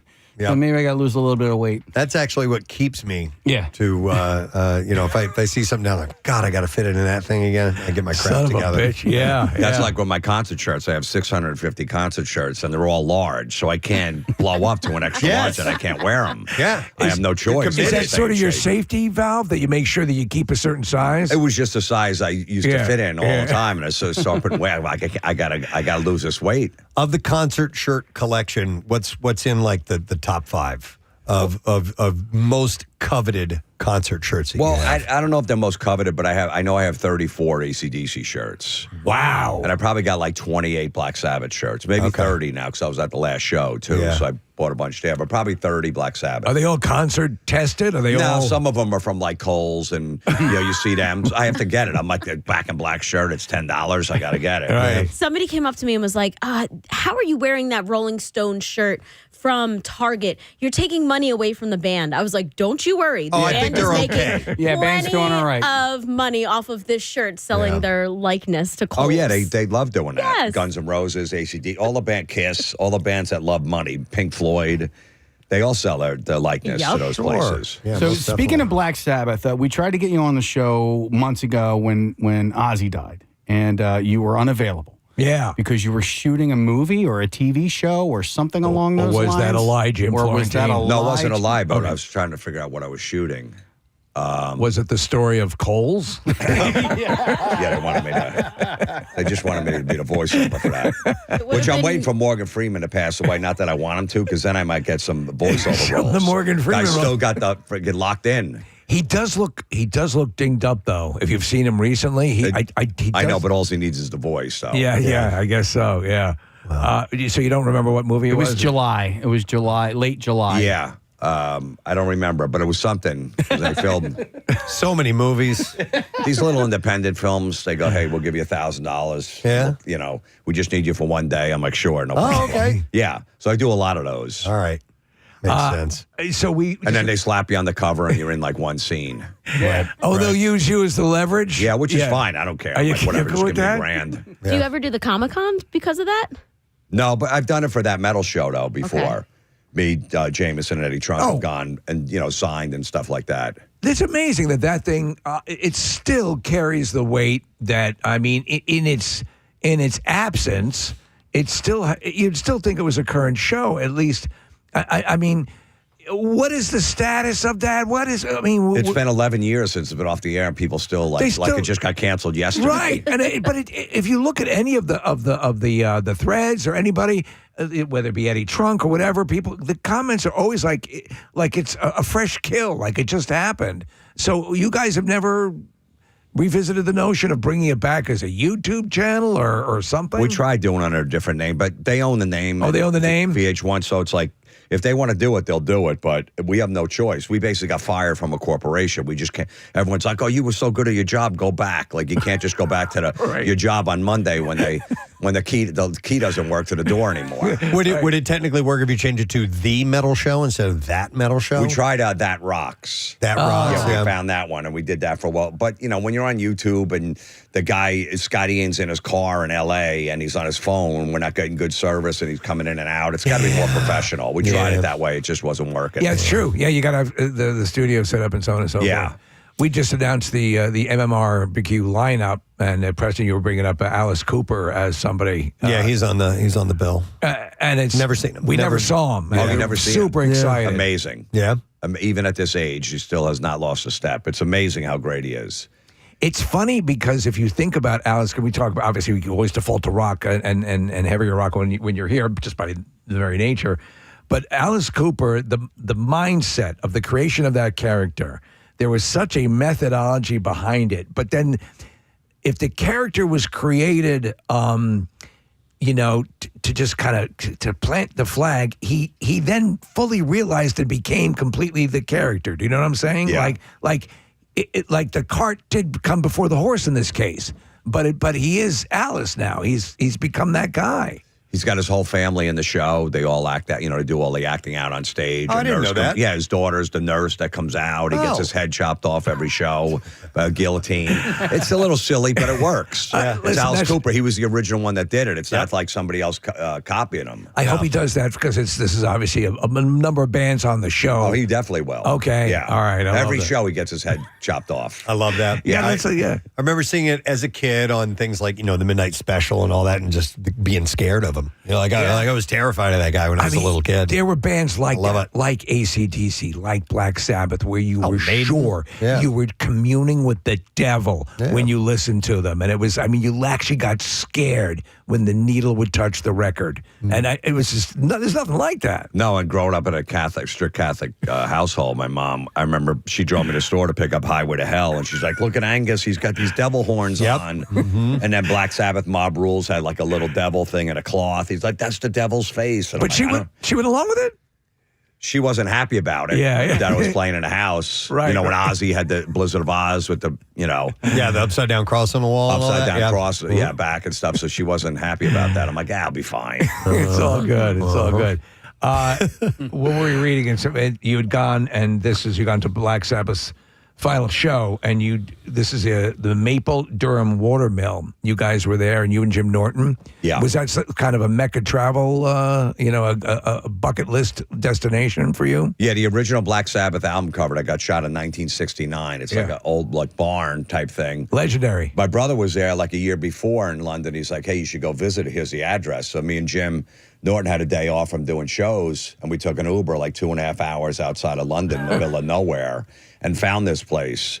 And then we wound up sneaking in because there's a gate on the side. There's a farm next door, and the farm gate opened because a car was going through. We just ran right behind the car to get in and get on the property and walked around, took a bunch of pictures and stuff, and then climbed the gate and left. But it was awesome. Even Ozzy reposted it on his Instagram. Oh, wow. That's really cool. That is and really all cool. the guys, Sharon, he's like, we saw him briefly after the show, and he's like, I didn't even know that place was still there. I haven't even thought about that. That's crazy that you guys found it and stuff. So everybody was going crazy over it that we found it. So it's one of those, and we just experienced it here with the loss of Pierre Robert. And you think, okay, here's the legend, and what's it going to be like? And then we have from all corners of the rock universe calling in and sending their condolences and so on and so forth. The Ozzy thing, as big as you thought it would be, it was tenfold as big. It was mind-boggling. I how couldn't big believe the love that he got from everywhere for like a month straight. Yeah. Like baseball games were playing Black Sabbath and Ozzy songs, doing commercials and stuff like that. Football was everybody. It was insane. I would figure he would, like Paul McCartney would get that when he passed away, but Ozzy got it like that. So, and the hilarious thing is Ozzy was a massive Beatles fan. Huge. Massive Beatles fan. Well, we talked about it then. Was he transcended between generations because of the Osbournes, the show? So like that's how I first learned about him, was just watching MTV, and I was like, who is this guy who's walking around? Okay, he says he's sober, but is this guy sober? And who is his family? And then kind of growing up with Kelly and Jack and all of these people, and then learning the music after that. Yeah, it's weird because all the Black Sabbath and Ozzy fans hated when he did that, because it's like, come on, you know what I mean? Like, you're a rock star. What are you doing? Showing you in your pajamas, and you can't work the remote. We don't want to see that side of your life, but it actually worked. We thought it was brilliant, gonna be a career. actually. Like, we thought, man, this is going to really affect his career, but it didn't. It gave the career a third or fourth life. It did. Yeah. Most definitely did. Aside from music, how was your year end? So do you do New Year's Eve party, or do you have a show or anything you did? Sometimes I take off, but I had a show down in like Key West. Oh, wow. Yeah, it was horrible. Was it horrible? It's one of the worst shows I've ever done. Just like New Year's Eve shows in general, because that's a drunk crowd usually, or your crowd's usually sometimes like that, but it depends what time the comedy show starts. But this was outside, like right on the water. Oh, man. At like a private resort, and it was freezing. It was like 55 degrees in Key West New Year's Eve. Yeah. So everybody was freezing, and I was on. There was a band going on after me, so I was the stage was like 100 yards away from the first people. Oh, They had man. this big dance area. So I'm, people outside, and everyone's freezing. It's Florida, 55. That's like zero for them. Yeah. So everybody's just bundled up as I'm telling jokes, and just they were too cold to even laugh. So does it become miserable for you, or do you? Because years ago when I was doing stand-up and there was a show that was just irretrievably bad, I started to laugh on stage. I started to. This is such a goddamn nightmare that I'm now finding this amusing. Is that how you react? Yeah, well, because I knew I had to do 45 minutes. That's what I was, I had to do that time. So I was like, I'm just going to kill time and waste time, put a smile on my face, and just plow through this. I know I'm barely going to get any, because there was kids there, too. There was like 5-year-olds. Yeah. So all of a sudden I'm cursing. The mom's holding the kids' ears. As I'm telling jokes. Do you go extra hard in that case? No, I'm just like, hey, sorry. I go, maybe just go take your kid for a walk. And they would just sat there. And I'm like, whatever. Now the whole crowd's like, I can't believe he's cursing in front of a 5-year-old. But I'm like, well, this is all I got. You don't seem like a Key West kind of guy to me. You don't seem I love going. There's a comedy club down. I like going down there because people just go down there. It's so mellow, laid back, and people move down there just want to like retire and drink until they die. Yeah, I see you. That's what they do. Yeah, like Fonzie with the leather jacket at the beach, jumping. I mean, it's not real beach, but if that's your life, you want to go fish and just drink, start drinking at like day drink, and then pass out at like 8, 9 o'clock. That's the Keys. Yeah. But it's really cool. I like the Key. I like it. I would never move down there because that's not my ultimate goal to be Nicolas Cage and leave Las Vegas. But it is cool to visit. Where do you see yourself? I mean, obviously you got the stand up going, and this is the love of your life, stand up. But where do you see yourself eventually when you do hang it up? Where do you see yourself ending up? I don't know. Maybe Florida. Okay. Maybe my kid's got 4 more years before he goes to college, so it depends where he goes to.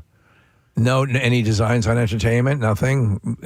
Nah, I mean, he's playing basketball now. He's got all his buddies. He started doing stand-up a little. Remember he did a show with you? Yeah. Remember? Yeah. That's why I was asking. He was killing. I think he's a freshman now, or? He's a freshman now, but I think because he was so young, he had no fear at all. I think now he's like, oh, man, there's a lot of people here. Cell phones, people recording it. It's terrible when that kicks in finally, when you finally like... Because a lot of times, like, you'll hear comedians say, "God, up the first time was great," and whatever. And then when you realize it's not always going to be great, when you're 100 feet from the audience and it's 50 degrees in Key West, that's when it's like, oh, I don't know if I want to do this. I just think it's funny, like when you have kids and they show some interest in anything at a young age, and you're like, oh my God, my kid's going to be a forensic scientist, or my kid's, and then they make friends. And then, they try other things, and you slowly realize that, like, that there are outside influences at work as well, right? So, he wasn't aware of people at that age when he got up on the stage, and now he is, and is okay, so maybe that's not his thing, and now he's playing basketball, and he's doing all these other things, and you're like, okay. You don't have to have it all figured out at 8 years old. Yeah, he was also taking music lessons. He was really good with that. Yeah, I remember that. Coming up with songs, but none of his friends are into music at all. They don't know any rock at all. So he's like, and he wants to fit in with his friends. And they're not, no one wants to be a stand-up comic, so they're not in bands. When I was growing up, everybody was in a band. All my friends were, so you just go hang out or whatever. So that's not the scene. So he's just like, I go, just let him fit in. It's a lonely lifestyle, too. Yeah. You're on the side of a highway in friggin' Des Moines, Iowa for 4 days, just waiting for the show that night. You can walk to the Subway and eat Subway, get that bag of chips. It does. It is lonely in many aspects. I mean, it's we were talking about the new Bradley Cooper. Is this thing on? Is this thing on? Did you hear about this movie? I saw them. They were filming at the Comedy Cellar when I was working over the summer. They were doing it. Yeah, so. and actually there are a lot of stand-ups that are in it that I thought they did a great job. But I also thought that stand-up comedy was represented very well in this movie. Didn't seem super. Have you seen it? staged. I haven't seen it. Is it out already? Yeah, it's out. Okay. It's playing in like small. Like I saw it at the Bryn Mawr Film Institute. Like it's not playing in. As far as I know, it's not playing in. Yeah, it's a limited big release. Yeah. Because we were talking earlier that there aren't really any solid stand-up movies out there that you can, point to that are actually really good. So Yeah. hopefully this one does it justice. Yeah, they haven't nailed it yet, but I don't know how to nail it. Like, yeah. It's a bunch of weirdos, misfits most of the time that are loners. I almost feel like the way you need to film it is don't tell the crowd that they're in a movie and have people go up and film stand-up. The way they did Spinal Tap. Yeah. They had Spinal Tap come out and open for actual rock bands, and the audience, did not know. I just don't think that stand-up comedy just to get from wherever you are, open mics to where Shane Gillis is right now is that interesting. Yeah. And I think they've tried to do it. People are like, all right, we get it. Like you get a break and you're funny and you go on stage and it doesn't translate. It just doesn't it's not to me. It's not that interesting, and I don't think it is to everybody. Kind of knows how it works. All of a sudden, this guy's like a local guy, and all of a sudden he starts blowing up because he put stuff on Instagram or whatever it is, or he went on the Tonight Show back in the day. So I just don't think it's that interesting for people. Yeah, you might be right. I mean, it's not as it's not like you're winning a hockey game at the Olympics against the Russian team. Yeah, it's not as heart wrenching. If you're just jumping in, Jim Florentine's in the studio. He and Rich Voss are playing the Keswick Theater coming up on Friday. Tickets available at keswicktheater.com. We want to try something out with you, Jim. Casey had this idea. Speaking of movies, we have taken some clips that mention heavy metal bands, and we wanted to see if you could identify what movie it is simply from playing a clip for you. All right. These are mentions of bands in movies, and you have to identify the movie from the clip that mentions the band. I'm not seeing a very confident look. No, because I don't watch that many movies. Really? Yeah. I mean, it's got to be interesting for me. It can't be the Marvel movies I never watched, the Star Wars stuff. So really, if it's any of Darth that, Vader I never ever mentions Metallica. So you're probably okay with that. Eddie's not in the new Star Wars. No. Well, let me play one. We'll see how you do. Yeah. All right. And this is for anybody if you don't know what these movies are. Here we go. Want to park the car? I want a break, dude. Yo, park it yourself, Metallica Brett. I never would have gotten this one. that one. Is that what was that movie with Matthew McConaughey? They were all like in high school. They were all stars. Days of Confused? Yeah. No. Okay. It's not that. No, it's Don't Tell Mom the Babysitter's Dead. You know that one. Good one. No, I don't know. Oscar-winning movie. All right. Let's try it. Hold on. We're off to a strong start. All right. Let's try this one. Here we go. I can play music for the baby in any room. Can you play Ride the Lightning by Metallica? Any idea? I don't know, but that's a great line for a movie. It is. No, I have no idea. That one was shot here in Philadelphia. Silver Linings Playbook. Yeah. I wouldn't have gotten that one either. And I saw that movie. You think I would remember that dialogue? We actually got a movie you All saw. right. This one you might get. All right, you ready? Here we go. And then the music business briefly. Oh? Yeah, roadie for Metallica. Oh. Does that sound familiar? That's not Almost Famous. Nope. No, can you see if you can even guess the actor from this? Here, I'll Got a play it very, again. very distinct voice. And then the music business briefly. Oh? Yeah, roadie for Metallica. Oh. Sounded a little like Billy Bob.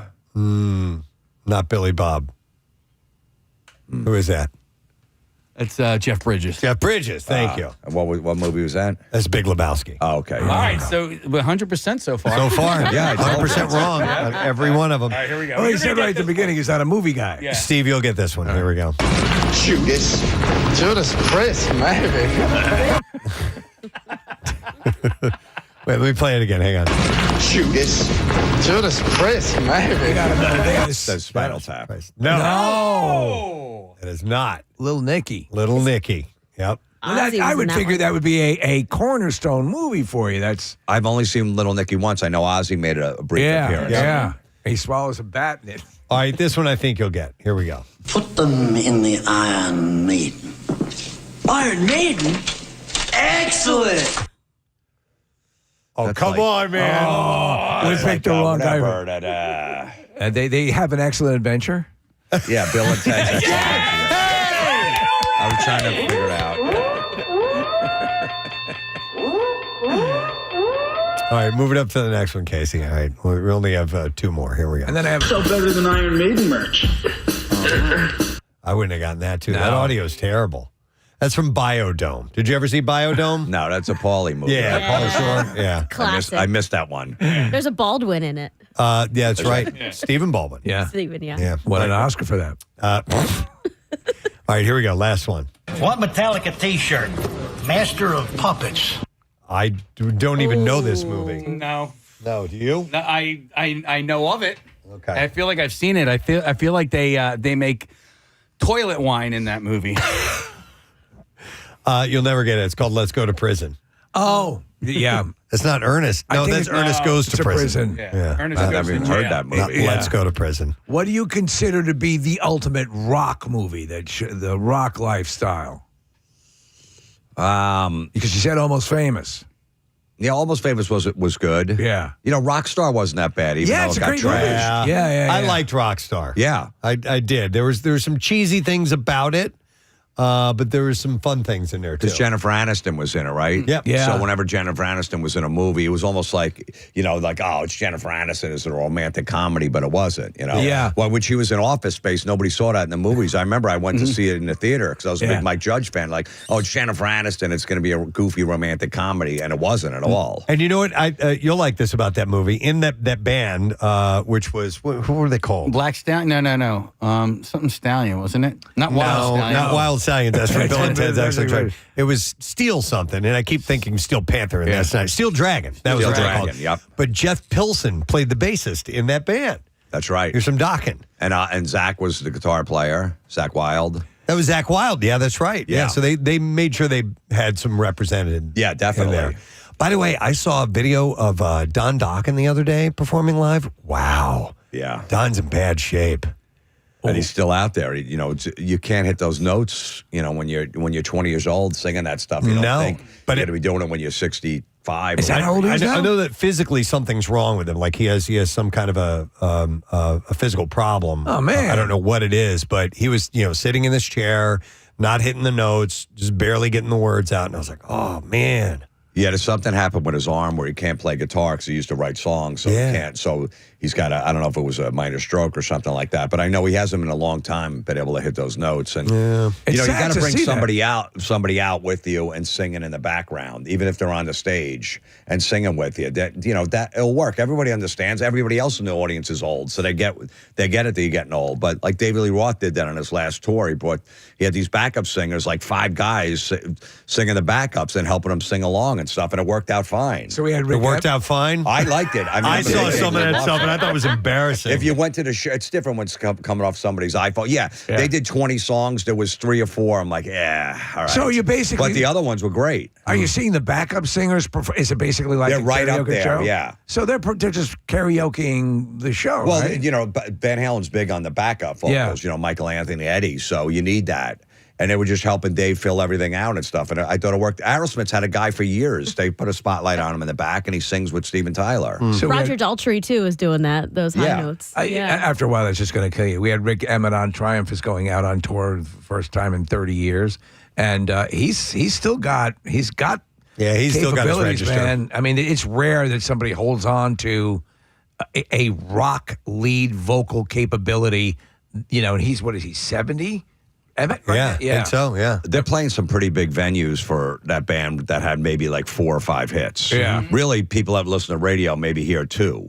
Mm-hmm. So I don't know how they're going to be doing these, right to Camden, they're doing PNC. Yeah, but they're only doing the indoor at Camden. I thought the same just the thing. pavilion. They're not doing the lawn. It's just the pavilion. Yeah. Right. But And the band, the rest of them are all outdoor amphitheaters that they're doing on this tour. I'm like, those are big venues for a band that's been gone that long.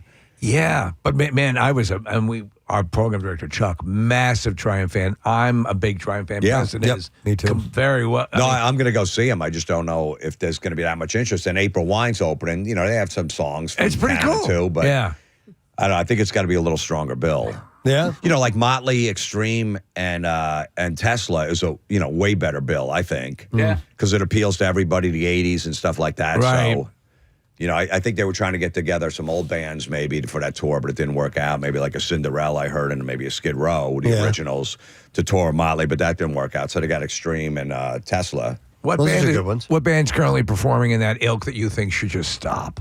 I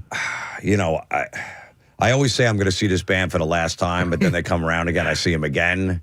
Which is? Well, right now, I'm trying to think. Priest, even though I did see him over the summer, they were pretty good. It's just like there's one original member left. But AC/DC's coming around. I'll see him again. I saw him over in Germany last summer, and they were still, if they weren't, they were always a 10, they're like an 8 on a scale of 1 to 10. And I'll take that from AC/DC just to see him one more time, every song. And I can still get all that energy and stuff. But this will be the last time I'll be seeing those guys. He looks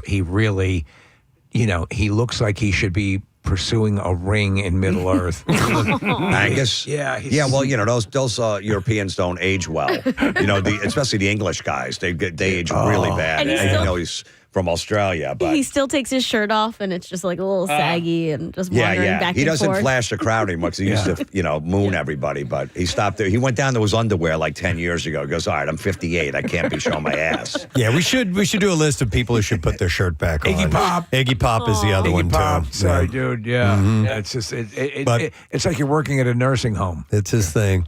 All right, well, listen, Jim is going to be at the Keswick Theater.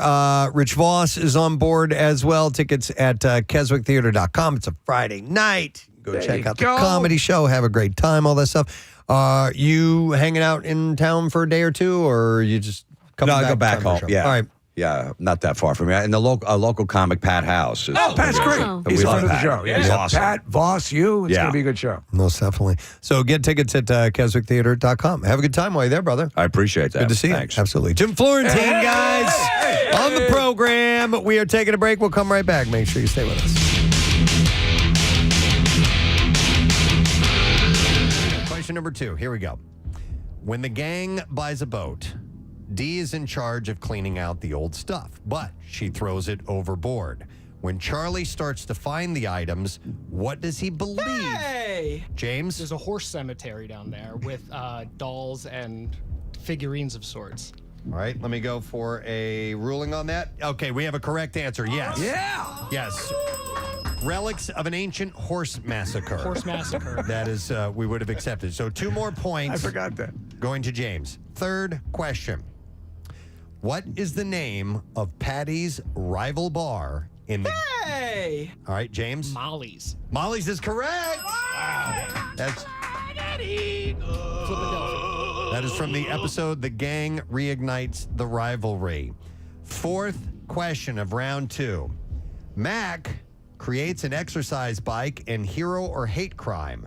What is the name of it? Alex. Am I allowed to say this on air? You can. All right, Ass Pounder 4000. Yes, the Ass Pounder 4000. I was thinking the same thing. By the way, the bloopers from that episode, some of the funniest things you'll ever see. And make sure, I watch my mouth a little bit. Nope, it's all good. All right, we can always jump out on you to do something inappropriate. All right, and then the 5th and final question from round number 2. Round number 2. Who is the local news reporter that Dennis fantasizes? Alex? Jackie DiNardo. Yep. That's correct. Yeah, Jackie DiNardo. And that is the end of round 2. Nick, what is our total so far? In round number 2, James got 6 points, Alex got 4, and now James leads 8-6. Wow. All right, 8-6. So it is anybody's game. It's anybody's game. Because round 3 takes us up quite a notch. These are the most difficult questions that we could come up with, and therefore they are going to be worth 5 points each. 5 points each. So this can absolutely take off. So Take off. I want to ask you guys, as far as the prize is concerned, because it is a VIP experience for the It's Always Sunny podcast at the Met. Are you more excited about the parking situation? Because parking at the Met can be really tough. Or is it meeting the gang? I've never been to the Met, so I'm not too sure how the whole parking thing is, but... Talking past experience, parking is actually higher on that list than I'm proud to admit. Have you guys in this scenario? Have you guys ever had the opportunity to meet anybody from the show? From the show directly? No, I have not. All right. So this They're fantastic. Yeah. Yeah, you guys are going to love it. Whoever gets this is going to have a wonderful experience that night. All right, we're ready for the third and final round. 5 points per question, our hardest ones yet. Battle of the self-proclaimed experts.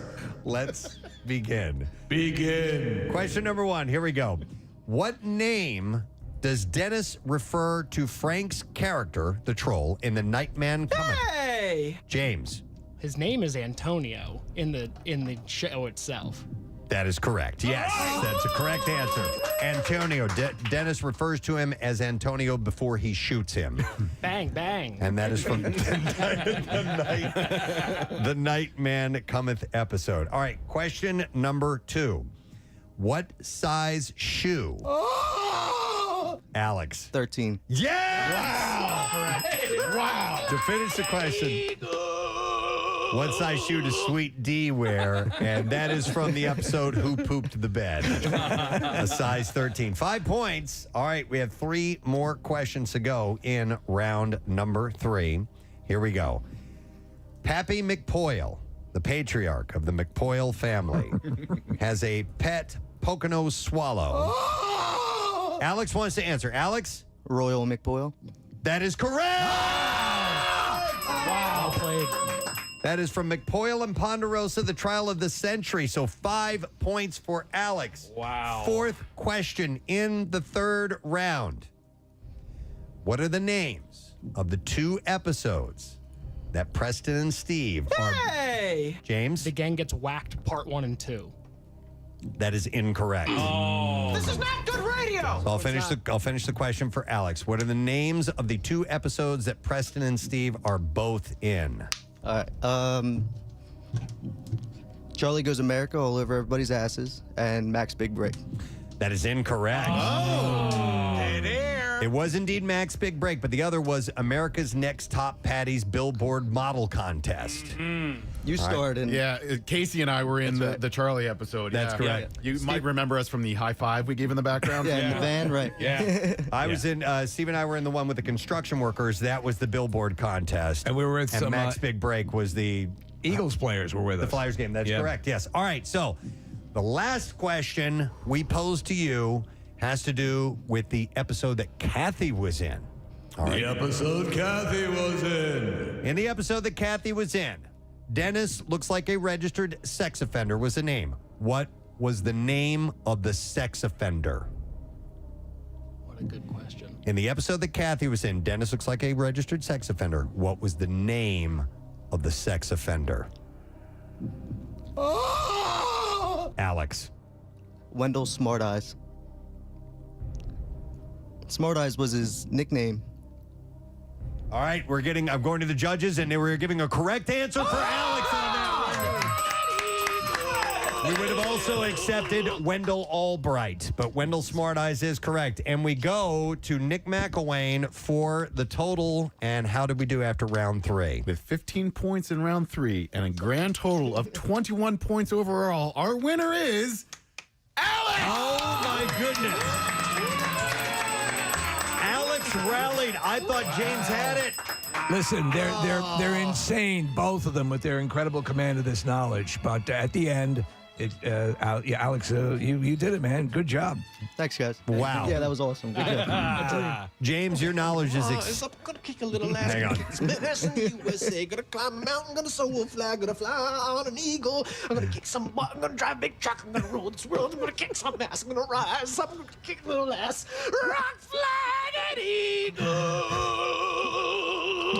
Beautiful. James, your knowledge is impressive. Oh my God, he's got a bag of spaghetti. I forgot to ask you guys what your spaghetti policy was. Alex, did you bring some cat food to eat? I brought no cat food. I should have brought a bag of spaghetti. That looks pretty good right now. You want some? Oh man, that's It's good stuff. They know their stuff. I wish we could send you both, guys. You know what? We might not be able to get James into the event, but we can set him up with parking somewhere around the city. Yeah, maybe we could do that. If I'm within the vicinity of the event, that's actually still pretty cool. Well, we are going to set up for Alex as the winner of the self-proclaimed expert of It's Always Sunny in Philadelphia, a VIP experience, tickets, parking, food and beverage, yes, and a meet and greet with the gang for the It's Always Sunny podcast live Monday, September 19th at the Met. Yeah. I don't think we could have had 2 better contestants. Great job, guys. All right, you know what? We had tiebreaker questions, and I hate to see these go to waste. Let's do it. Want me to ask these just for fun? This is for fun. We'll have you buzz in. All right, so Okay, yeah. Tiebreaker question. But not for points. But not for points. All right. Just for the hell of it. Who did the Flyers? We're doing this. Who did the Flyers play during the shooting of Mac's big break? Wow. During the actual shooting of it. Not the actual murder. I'm gonna just say the Devils off of guess. Are we buzzing in? My fault. Nah, just go ahead. I was gonna say the New Jersey Yeah, I Devils. was going to say the Red Wings, but Nope, it was the Montreal Canadiens. there's some red in there. Played the Habs, yeah. All right, and then the last one, we had a second one ready to go. In Hero or Hate Crime, the arbitrator scratches the ticket. Now, buzz in if you do know the answer to this. And it revealed the ticket won $10,000 as Mac takes the ass pounder for. Hey! Yes. I'm gonna guess $14. That is correct. James would have got that right.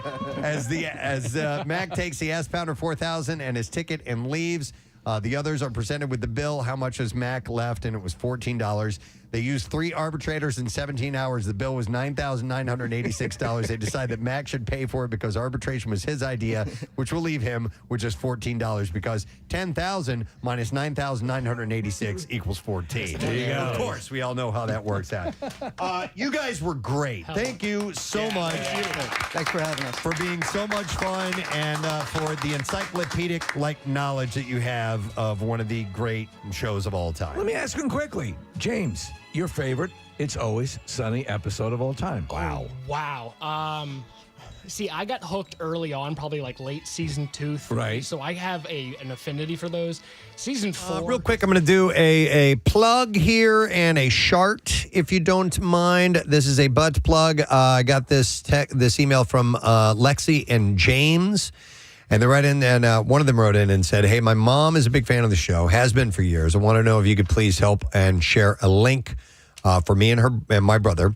My mom has recently been diagnosed with cancer and will be starting her treatment in mid-January. She's a single mom, does everything she can to keep everything going. She says that she plans to work through the treatment, just continue working. But our biggest fear is that she'll be too sick to be able to. No cancer patient should have to worry if choosing between healing and trying to pay rent and bills.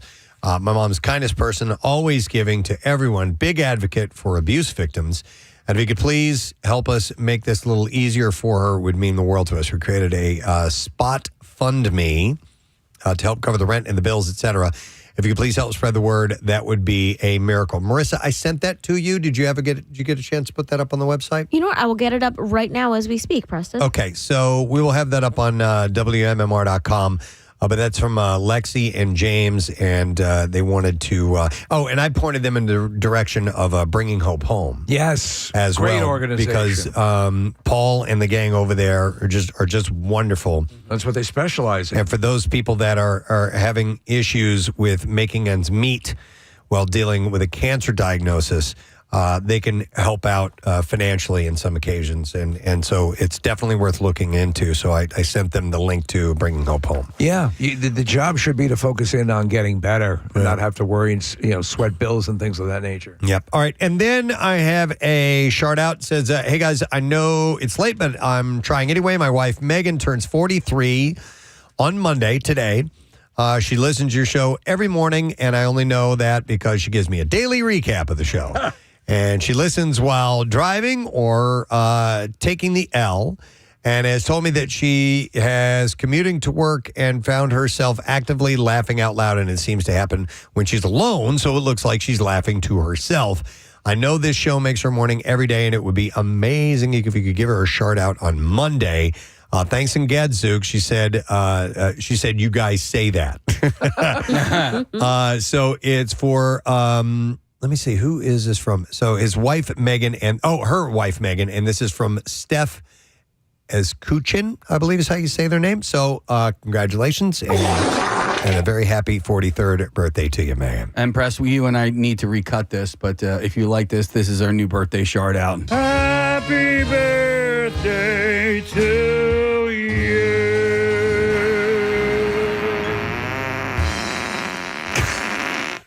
I like that. We have to recut that. Yeah, the audio doesn't sound It doesn't very good. sound great, but I think when I initially had done it, you were a little under the weather, so you weren't able to harmonize with me at that time. Oh, we were trying to harmonize? Yeah, we should harmonize. Okay, all right, I agree.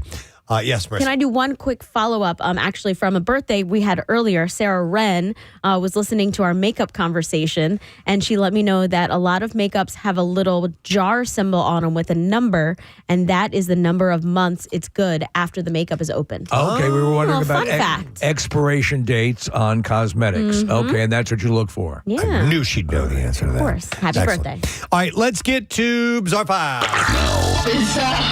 WMMR presents Preston and Steve's Bizarre File. Always a few New Year's Eve stories to share right after the holiday, and we'll start with this one in Florida. A Volusia County family narrowly escaped tragedy when a bullet fired during a New Year's Eve celebration ended up under a woman's pillow as she slept. Oh. The gunfire erupted just after midnight in Daytona Park Estates. Could it have been a more aggressive version of the Tooth Fairy? This is where a family of 4 was asleep when multiple rounds struck their home. Pieces of drywall were scattered across the bedroom as bullets pierced the walls. Investigators say that they later found 5 bullet holes on the exterior of the house. And following an investigation, deputies arrested Alex Gomez for shooting into an occupied dwelling. 2 others faced charges of recklessly discharging a firearm in a residential area. All 3 were firing shots as part of a New Year's Eve celebration, of course. And they tell you year after year, don't fire your guns into the air on New Year's Eve or any time, because they do come down eventually. Yes. And one ended up under this woman's pillow. She's lucky to be alive. Here's another one. Japan's emperor is generally treated with hushed reverence, but one man stripped away all decorum, quite literally, during a New Year's Eve event. Emperor Naruhito had finished his 2026 greeting from the balcony at the Imperial Palace in Tokyo when a man in the front row in the gardens below took off all his clothes. What? He climbed over the barrier, but he was immediately restrained by officers from the Imperial Guard and Tokyo police, who wrapped him up in a blanket and led him away. Bean is so small. Sources said that the man in his 20s, who was not named, had announced on social media his intention to strip naked at the annual address.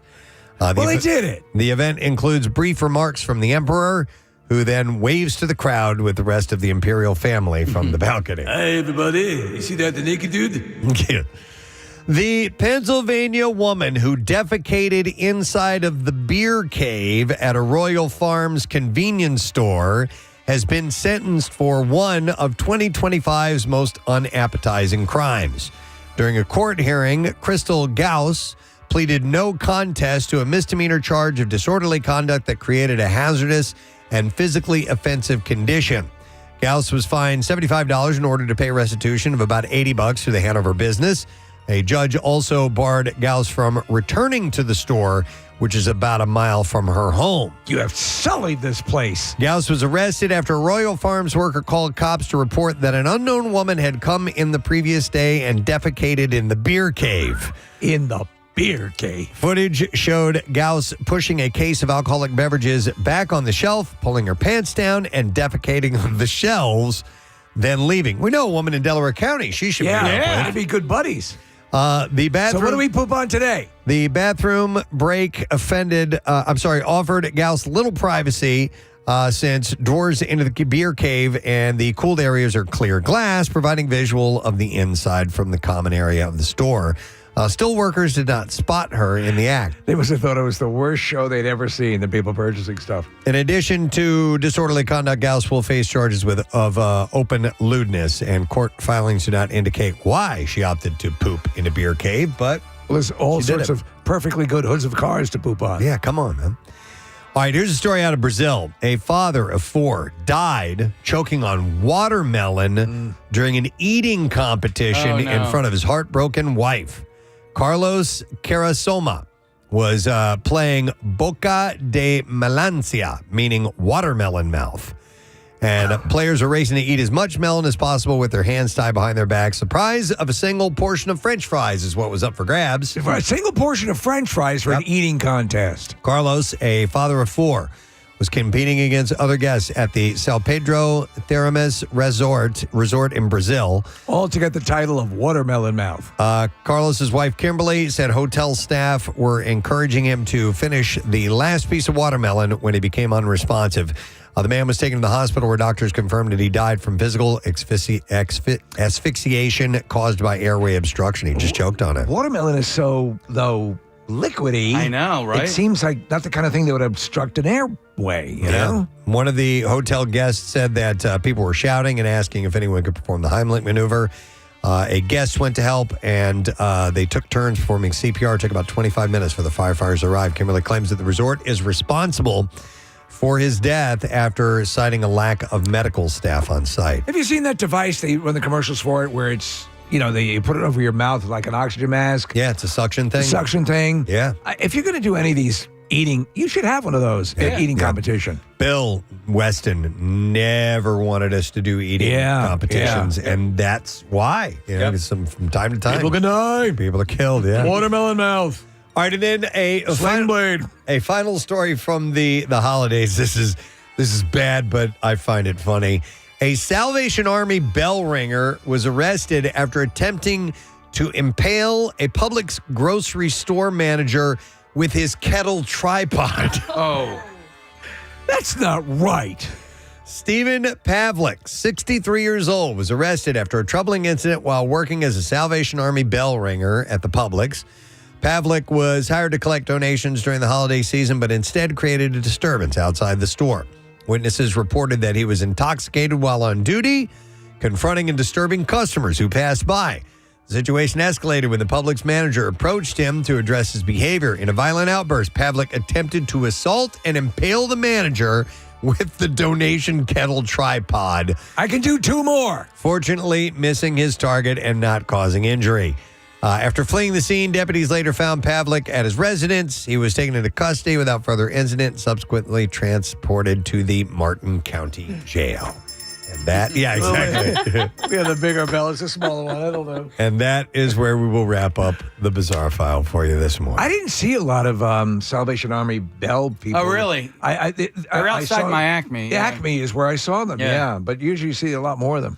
Yeah, I didn't get out and about too much. Yeah. I definitely didn't do any shopping while we were on vacation. Saw them in City Hall, like around Love Park and Dilworth. You see them there? Yeah, that's good. I'd like to see that. All right, friend, we're going to take a quick break, come back in a second, and we'll get the lesson question trash music news. I will reiterate all the information you need to know about the MMRBQ, which is coming up on May 9th at the Freedom Mortgage Pavilion. And tickets will go on sale this Friday. Stay with us. We'll have that and more when we come back. Just absolute favorite. Mac and Charlie as manhunters. And when they hunt Cricket down for that entire episode is one of my favorites. Okay.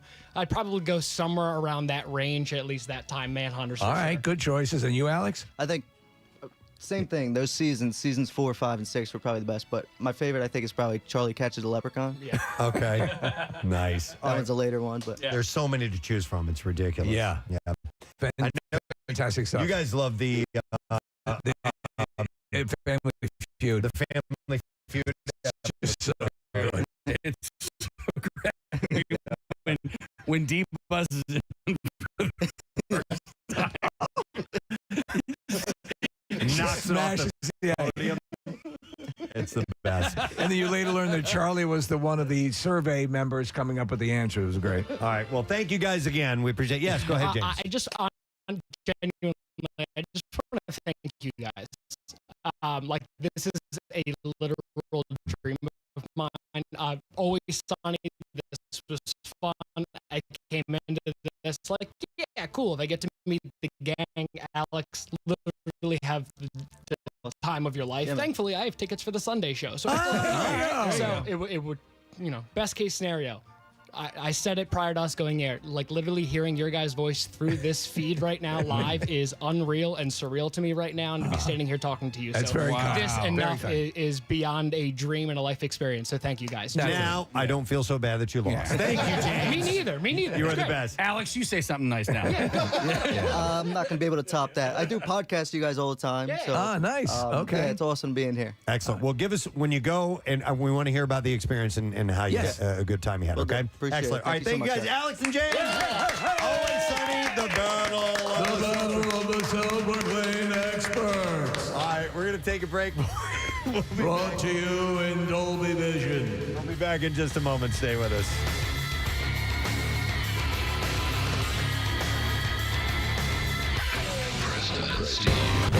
In a little while. Yeah, I'm curious how that was. But first, I want to get into this. I wanted to mention this article that I saw about people in the service industry. In fact, more specifically, women in the service industry.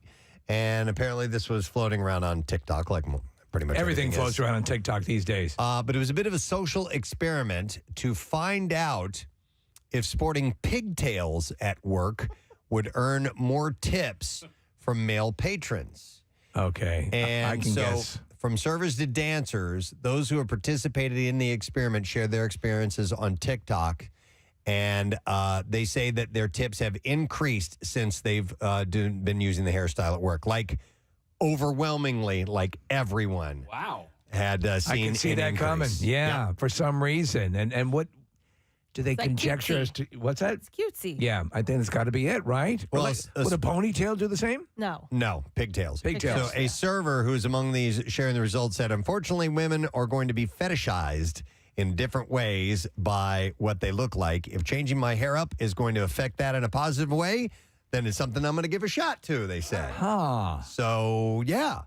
So, apparently, the pigtails experiment first appeared on TikTok after a server named Grace posted that she made more tips when she wore pigtails to work in a video. And she doesn't describe it as an experiment in the video, but points out how wearing her hair that way led to more tips. She said, when you wear pigtails to work, you make double the amount of tips as usual. Double? Yeah. Wow. Mm-hmm. I'd wear pigtails. It'd be hard, obviously. I'd have to pull my flesh out. We could glue some on to you, maybe, something I'd look like that. a rabbi. But it led me to thinking about what people in the service industry might do to actively try and get more tips, and that would be changing something, whether it be their appearance or whatever it may be. Did you ever you ever have a job where you had tips? Just pizza delivery. I never did. Never in my entire life. That was the only thing that I ever did. Did you have long hair then? Yeah. Did you put your hair in pigtails? No, I didn't put it in pigtails. You didn't think of it. Ponytail, maybe. Yeah. Okay. Yeah. I don't think it'd be the same, right, with a guy? like a man bun? No, definitely if not. A guy please. with pigtails. Yeah. I was the coat check. That was the only job I had that was tips. Did you ever put your hair in pigtails to get a... No, Could you put your hair in pigtails now? Yeah, I could put Oh, my hair in okay, pigtails. Yeah. No, I just got they were there for a nice dinner, nice wine, and the majority of them would be a little tipsy when they were coming to get their coats, and so just toss the bills. I have seen Marissa wear pigtails on a couple of occasions. It's really cute, I think. But I've never seen you No, do I it would before, never. Kathy. Why not? It's just not me. You. It's not me. I would could you really see me as cutesy? Come on. No. But I would like can you to hold your hair out though? Just I need to see that sometime. What that would look like. So, dude, that would be super cute. Yeah. You know what? I also don't really have the hair for pigtails. You need either. long enough? Just like a little more volume. Right. For pigtails. No. Yeah. Like Yes. Jason Momoa. My pigtails came after I got these Joseph Anthony extensions. That's what you have were. more hair, you can do it. Okay. Cute flat brim hat, perfect summer hair do. Chewing bubble gum. But listen, whatever, anything, I would imagine that if you work for, and tips are a part of the equation, that, do whatever you got to All do. bets are off, to try and get, and listen, if there's anybody listening, 215-263-WMMR that you would like to share your tip for getting tips. But I would imagine, like cleavage would be a part of that too, don't you think? Sometimes when I'm dancing for a guy in the champagne room, I'll put my knee on his nutsack. Ooh. And I get tips. On it? Yeah. Like skin to skin? Yeah, yeah. Yeah, but pigtails is a way to be like cutesy and maybe get an extra tip and not have to throw your boobs out there for it. You know what I mean? Like that's a little more obvious. Yeah. Yep, I know what you're saying. Absolutely. I would imagine, yes, anything. If you're going to work the system and you're there and everything's predicated on that. Yeah, you would do that. I can't think of an equivalent that a guy would do though. I mean, No, this is mainly for women. Yeah. Getting men to tip more. What about men getting men to tip? Men getting men to tip more? I don't know. Look, my hair's in pigtails. I guess you could. I don't know. Honestly, not. It would be more banter, like talking sports, Sure. and getting into their world, or you know what I mean. Right. I mean, listen. If you're a savvy person that works for tips, you try to get some ideas of what that person is you're serving, what their personality is like, and catering to that, and saying some things that might connect you to them, and therefore they may want to, help out and tip. Right. So, but I've never been listen, as a pizza delivery person, there's only so much you can do. You show up and you give them your pizza, and they make a split-second decision on whether they're going to tip you at that point. So I never really had to work it. Whereas at a table, if you're working tables or you're a bartender or something like that, you're spending a little bit more time with people. There's no way to pad when you're dropping off a pizza. No. And excuse also, me, sir, your eyes are piercing. When you're waiting, like there is it's so funny to hear this from me, the guy who doesn't know when to shut up. But there is a fine line between being engaging and overly chatty. It's like because they're not there to hang out with you. Yeah, sometimes I've seen that happen. I've seen people start to blow their tips just by overworking the table. Yep. Let me go to Deb. Hey, Deb. Good morning. Hi. Good morning. Hey, what's up, Deb? So many years ago, I used to bartend at Chi-Chi's in Cherry Hill. It was right around the time that the movie Cocktail came out. Right. Okay. And I used to do crazy blender tender things, like by putting straws in the blender and pouring it in the glass. And I also got into doing little mini magic tricks That's at cool. the bar. That's smart. Yeah, it was so much fun. Little coin tricks and tricks getting things into glasses and that sort of thing. But I used to love it, and it really helped out. I got a big following from that. So what would you say percentage-wise? How much did your tips increase when you started doing magic tricks? Probably 50%. Wow. All right.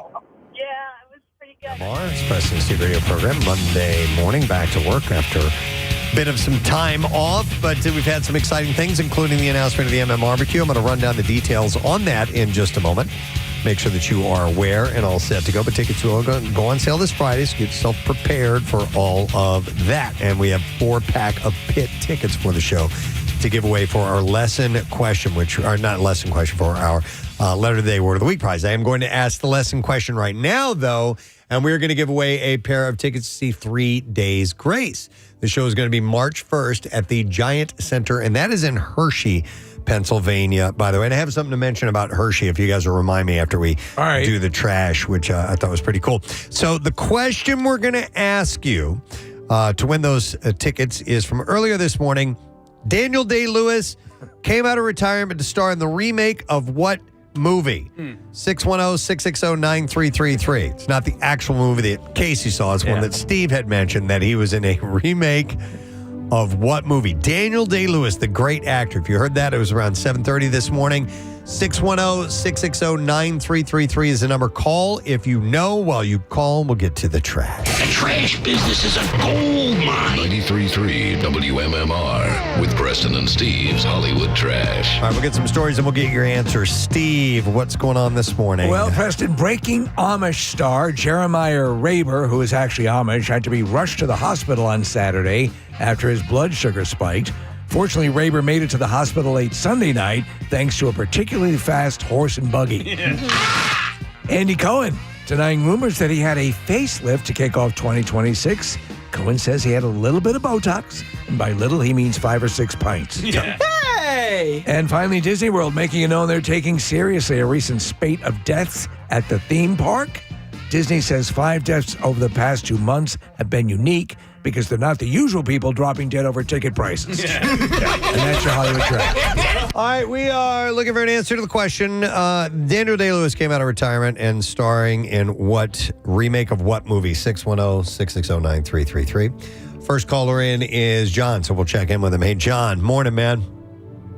Hey, how's it going? Wonderful, brother. All right, so Daniel Day-Lewis was in the remake of what movie? That would be the classic Revenge of the Nerds. You are right. Perfect. Hang on a second. I'm going to give you a pair of tickets as MMR rocks 3 Days Grace. It is the Alienation Tour, Sunday, March 1st at Giant Center in Hershey, PA. Tickets are on sale now via Ticketmaster. So the Hershey thing I wanted to mention, I saw in the news this morning. I didn't know they did this. I want to say that I've heard of it before, but the Hershey Bears, the hockey team, yes, they have a special promotional night where at some point in the game, everybody throws teddy bears out onto the ice. Right, right. It was so cool. Oh. I saw the video footage of it this morning, and I mean, it's thousands and thousands. I mean, like the players are swimming in stuffed teddy bears by the end of the whole thing. So it was pretty cool. It's worth getting a look at if you've We should never make seen that a it ritual at our appearances. Just bring teddy bears and throw them whenever we come to your or cash local or cash. pub. Or money. Yeah. We could do money. Yeah. All right, music news. Here we go. Now, Preston and Steve's Music News on 93.3 WMMR. All right, let's share some stories with you. The first and foremost is MMRBQ 2026. Made the announcement earlier today, and I will run down the list once again, and we'll start with the general admission portion of the day. It starts with local shots artist, the Circus Hearts. Then we have the band Lilac, performer Cami Keogh. Then we have Des Rocks. And those are some of the newer groups that we've been playing here on MMR. So they're going to handle the GA portion of the show.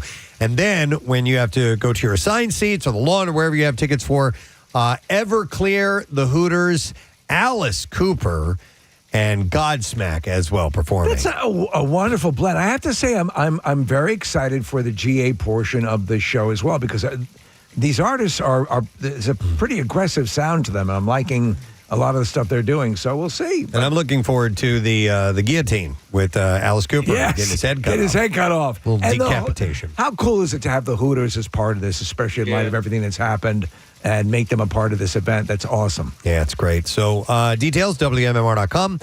Tickets on sale Friday at 10 a.m. via Ticketmaster. There are early bird lawn tickets available for $35. And listen all weekend, we're going to have MMRBQ blocks and your chance to win tickets. At the website as well, there are details on the pre-sale that's taking place on Thursday, along with a password and another chance to win tickets there, too. Billy Joel made a surprise return to the stage in Wellington, Florida over the weekend. This marks his first performance since revealing that he has what's called normal pressure hydrocephalus. He joined the tribute band Turnstiles for a brief 2-song set, performing We Didn't Start the Fire and Big Shot while his daughters danced nearby. Billy even joked to the crowd, saying, "I wasn't planning on working tonight." The appearance came after he canceled all concerts last year to focus on physical therapy with his last full show 11 months ago. Did you watch the documentary, the Billy Joel? I need to watch the last part of it. But, Okay. But what I saw of it, I loved. Yeah, it's great. I just got to get back to finishing it off. But apparently I think he reached out to this band and asked him if it was That's cool if he awesome. could get up and play with Yeah. him. So I thought that was really cool. Yeah, they have been on the radar a lot. Like I've seen on Turnstiles. Yeah, Turnstile. Well, is it Turnstiles or Turnstile? And Styles. is there a difference in bands? Yeah, there's Turnstile is a punk band Okay. that are out of like Maryland, Baltimore area, and that's the one that I know of. I haven't heard of this one. Okay, then I Is might that be wrong. Well, there's the new Maybe. Turnstiles and then the new old Turnstiles. Right. Well, the singular Turnstile, they put it out on the album this year. That's on a lot of people's top 10 lists. Yes, and then they had that big concert in the park where all the kids were running on stage and crowd surfing off. Okay. That may have hit. You may have saw that video. All right.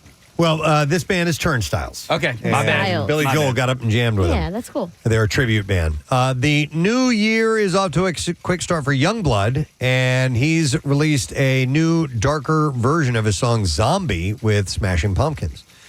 Billy Corgan sings the second verse on the track, marking the first time the Pumpkins have actually appeared on another artist recording. He actually just sings second verse, same as the first. Youngblood said that he was inspired by the band's Siamese Dream album while making the original song and reached out to Billy to help create a heavier version. Youngblood flew to Chicago and recorded the collaboration, and his music video is nominated for Best Rock Song at the 2026 Grammy Awards. I'd have to say Youngblood is kind of a came out of nowhere guy. Yeah. But I like what he's doing. But I prior to the past 7-8 months, I had not heard of him at all. Yep. All right. And then finally, congratulations in order to Dove Cameron. She announced on Saturday that she is engaged to Damiano David, the lead singer of the Italian rock band Måneskin. About that. The couple shared photos on Instagram showing off her diamond ring. I'm a big Dove Cameron fan. They first met at the 2022 MTV Video Music Awards and started dating after reconnecting at the 2023 ceremony. Cameron had called David the kindest, most generous person in a 2024 interview, and the pair celebrated their 2-year anniversary in October. I still watch The Descendants, the three of them now and then. It's a cute movie. Yeah. Engagement rumors had swirled after Cameron was spotted wearing a ring in Australia, but it is official, so they are engaged to be married, so that's cool. And that is what I have for you in the music news this morning. We will take a break. We'll get back in a second. Letter today for that Word of the Week prize we just told you about. We'll see what's coming up tomorrow, too. Stay put. We'll be back in a moment. That were kind of just there by themselves, just like kind of bar fly type of people. Right. And, so they would come back to the bar regularly and had a great rapport that way. It was a blast. That was a great job during college. It was really wonderful. Let me ask you, did you get hit on a fair amount as a female bartender? Yeah, back in the day when I was single, for sure. But Yeah. No, it's just, I think that's probably one of the, it's something you got to put up with, right? yes, yeah, it was very. But I flirted back too. I mean, you kind of had. I mean, I just was very friendly and smiling. And Right. Well, it's a means to an end. Yeah. You said, Preston, Exactly. when you Thanks, delivered Deb. pizzas, you would flirt with the people, right? A little bit? Of course, Yeah. a little bit to try and get something going on, but, Want to go for a walk? Yeah. Didn't work. It didn't work. I'm going to go to Lindsay. Hi, Lindsay. Good morning. Good morning, you guys. Good morning, It. What's up? So my sister is a server down in Disney World. Family friendly, and she did the pigtails experiment at her job. And so she's a waitress at Disney World. She serves in Magic Kingdom and at one of the resorts, and she did pigtails, and she tried to see if she got more tips. She ended up getting more tips because of the pigtails. Now in Disney World. So, any guess percentage-wise how much it increased? She didn't tell me how much, but she did show me some of the cash that she got in a Snapchat of that night. Wow. I mean, in Disney World, she does get pretty good tips just because everybody is on vacation. Right. Also the prices, but she also has fun pens that have Mickey heads on it. The other thing is, and it's very strange, she's done this as well. She's engaged, but she doesn't wear her engagement ring while she's on shift. Yeah. Listen, that makes sense. You're looking to pad it a little bit. You're working, and that's. I mean, if you're comfortable with that, why not? She's been down there for about 7 years, and I don't foresee her ever coming back. I'm fine with it. That's it's my in at Disney. Yeah, totally. Yeah, that's pretty wild. Thanks, Lindsay. Appreciate it. There's 50%. A lot of people do the opposite with the engagement ring thing, and they wear a fake one so that people will keep from bothering them, from hitting on them. Yeah. That's another thing. Do you know anybody ever used to do that? Tip oriented. That's more leave me alone. Don't bother me. I knew a female bartender who had a whole bunch of fake wedding rings. Yeah. And would wear those. Yep, I believe it. Absolutely. Let me go to Laura. Hey, Laura, good morning. Good morning, guys. How are you? Good. What's up, Laura? All right. So without fail, I was not into the objectifying hairstyle, but if you add a smiley face, just a smiley face, you'll make 20% extra without fail.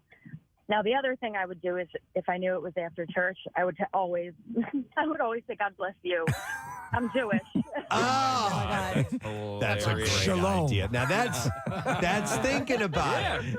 So you got the church crowd coming in, and you hit them with a God bless you, and always. Boom. And it always works.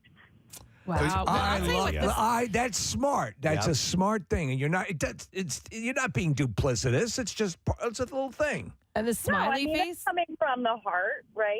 Yeah. The smiley face though, for that works for me. I like that. I love it. Oh, they're friendly. I do too. Yeah, as long as I said thank you, and put a smiley face. Like if you just wrote thank you, they don't see it.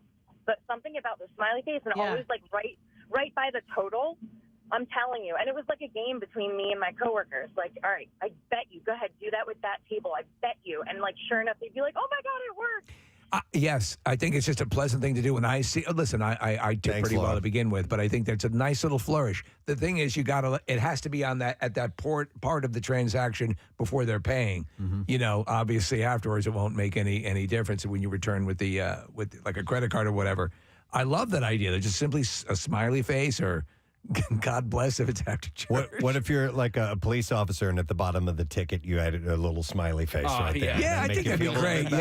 Yeah, especially if you're doing a lethal injection at a prison, right? Yeah, yeah.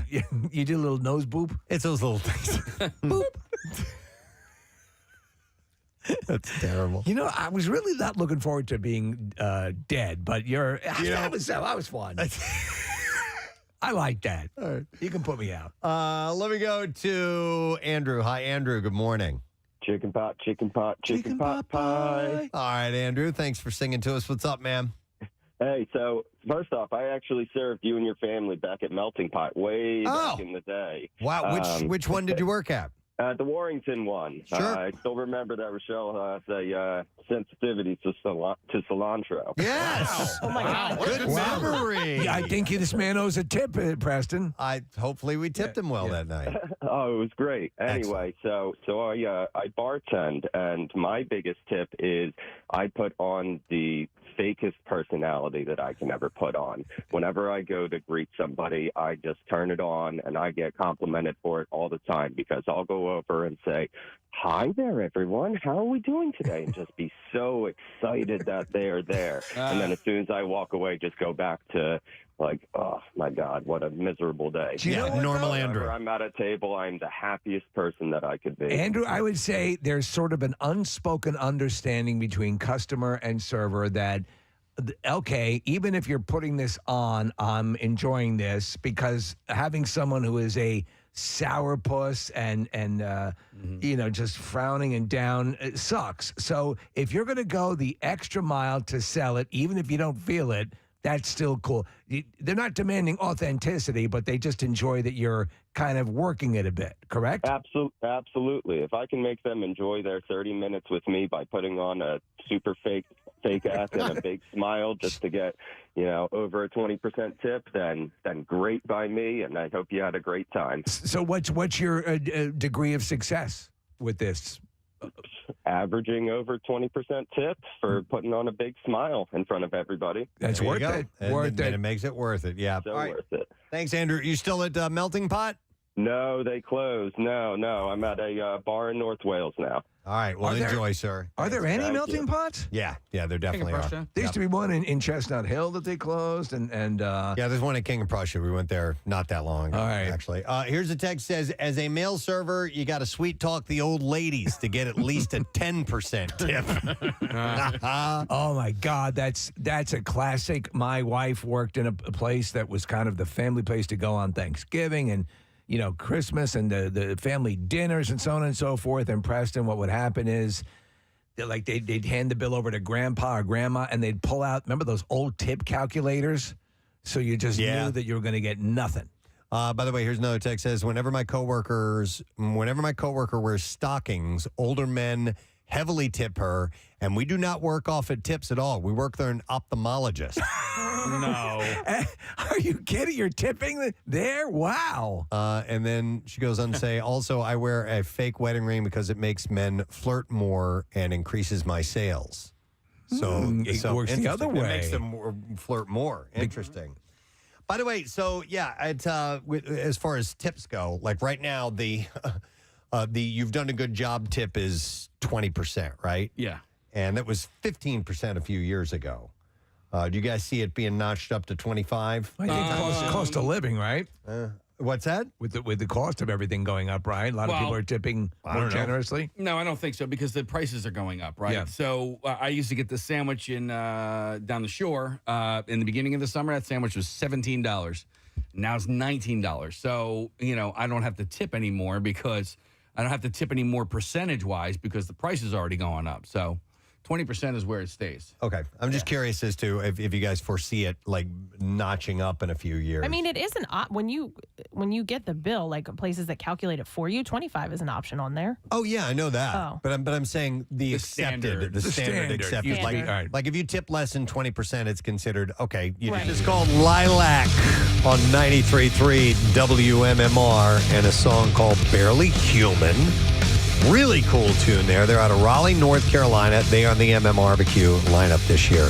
So they got kind of rock, hip-hop, electronic, metal, a little bit of everything blended into that. So it'll be high energy for MMRBQ with those guys. Exactly. And by the way, it's spelled, the band is spelled Lylvc, but it's pronounced Lilac. So that's what they're going with. And they're along with a cool lineup of new and established acts that are part of MMRBQ 2026. You can get all the details, WMMR.com, but Godsmack, Alice Cooper, the Hooters, Everclear, to name a few, and tickets go on sale Friday at 10 a.m. Via Ticketmaster. So we're stoked to have that back to talk about once again. One guest to thank today, and that is Mr. Jim Florentine. Jim is performing with Rich Voss at the Keswick Theater. That show is Friday at 8 p.m. and tickets available at keswicktheater.com. And as we come back to work, we see faces we haven't seen in a little while. Matt Cord is here. Been a while. Miss you guys. Nice. It's been like 2 weeks, right? Yeah. Yeah. How was your time off? Did you have time off? Yes. Okay. I heard about all your times off. Yes, we do chat about You that. watched the movie? I did. You made ice cream? I did. Yep. Port Claire? Yeah, got hit by the car got hit. Yeah. Car got hit by a car, and Marissa went down to Florida. St. Pete. Yeah. And you went to Buffalo. We went to Buffalo. Yeah. Yeah, how was that? Rainy. Well, I got a good story. Do tell. So we went for the Eagles game, which was a week ago, and it was the Eagles and the Bills at Highmark Stadium. Pouring rain the entire day, morning. Yeah. So, but fortunately, we had club box seats, so we didn't have to worry about it. But like other people did. Like my brother was there with his wife, and they sat in section 300 in the last row, and we went with them to the game. So we're like, okay, well, we're going to our seats now. We're in a nice little warm place with food. I mean, our seats were so warm. They're overcovered, but they're heat lamps. We had to take off our jackets and our hats. But then you're looking out in the field and people are getting drenched. Yeah. So Matt, there were seasoned sportscasters at the event that were saying it was the rawest, most uncomfortable football game they had ever attended. I saw Erin Andrews on the sidelines, and she was just completely drenched. She had an outfit on that like looked like it was kind of like a black shiny, because I was watching her too. Yeah. I'm like, that's a cool looking rain outfit. Like she definitely have one. So anyway, game was great. They won. Yeah. Buffalo tried to go for 2. So the rain, we were flying out the next morning. The rain changed to snow in the overnight, and it got really windy. So we wake up in the morning, and our flights, I think it's like 11 o'clock flight, still scheduled. Like Patty Ann's checking it. Well, it's in Philly, so it's going to fly to Buffalo. Then we get ready, we check out the desk, and all of a sudden they're like, "Oh, the airport's closed. All flights are canceled." And by the way, everywhere for Buffalo, right? Their season That's what I kept saying. Snowing in August in Buffalo. Right. So she had to be back. She's in accounting, and it's the year of the end stuff. And we were ready to leave. 3 days in Buffalo. I love Buffalo. I was born there. I got some of my best friends there, but the sun never came out for 3 days. Man. So it's snowing like crazy. We're like, how are we going to get home? And the Americans like, well, we can get you out on January 1st. Really? Oh, man. Yes. Man. So we're thinking that's 3 more nights at this hotel. We're adding up what's this going to meals? And then we'll rent a car. All the cars you couldn't get a rental car because everyone. And then we finally got one, but the guy's like, you got to bring it back.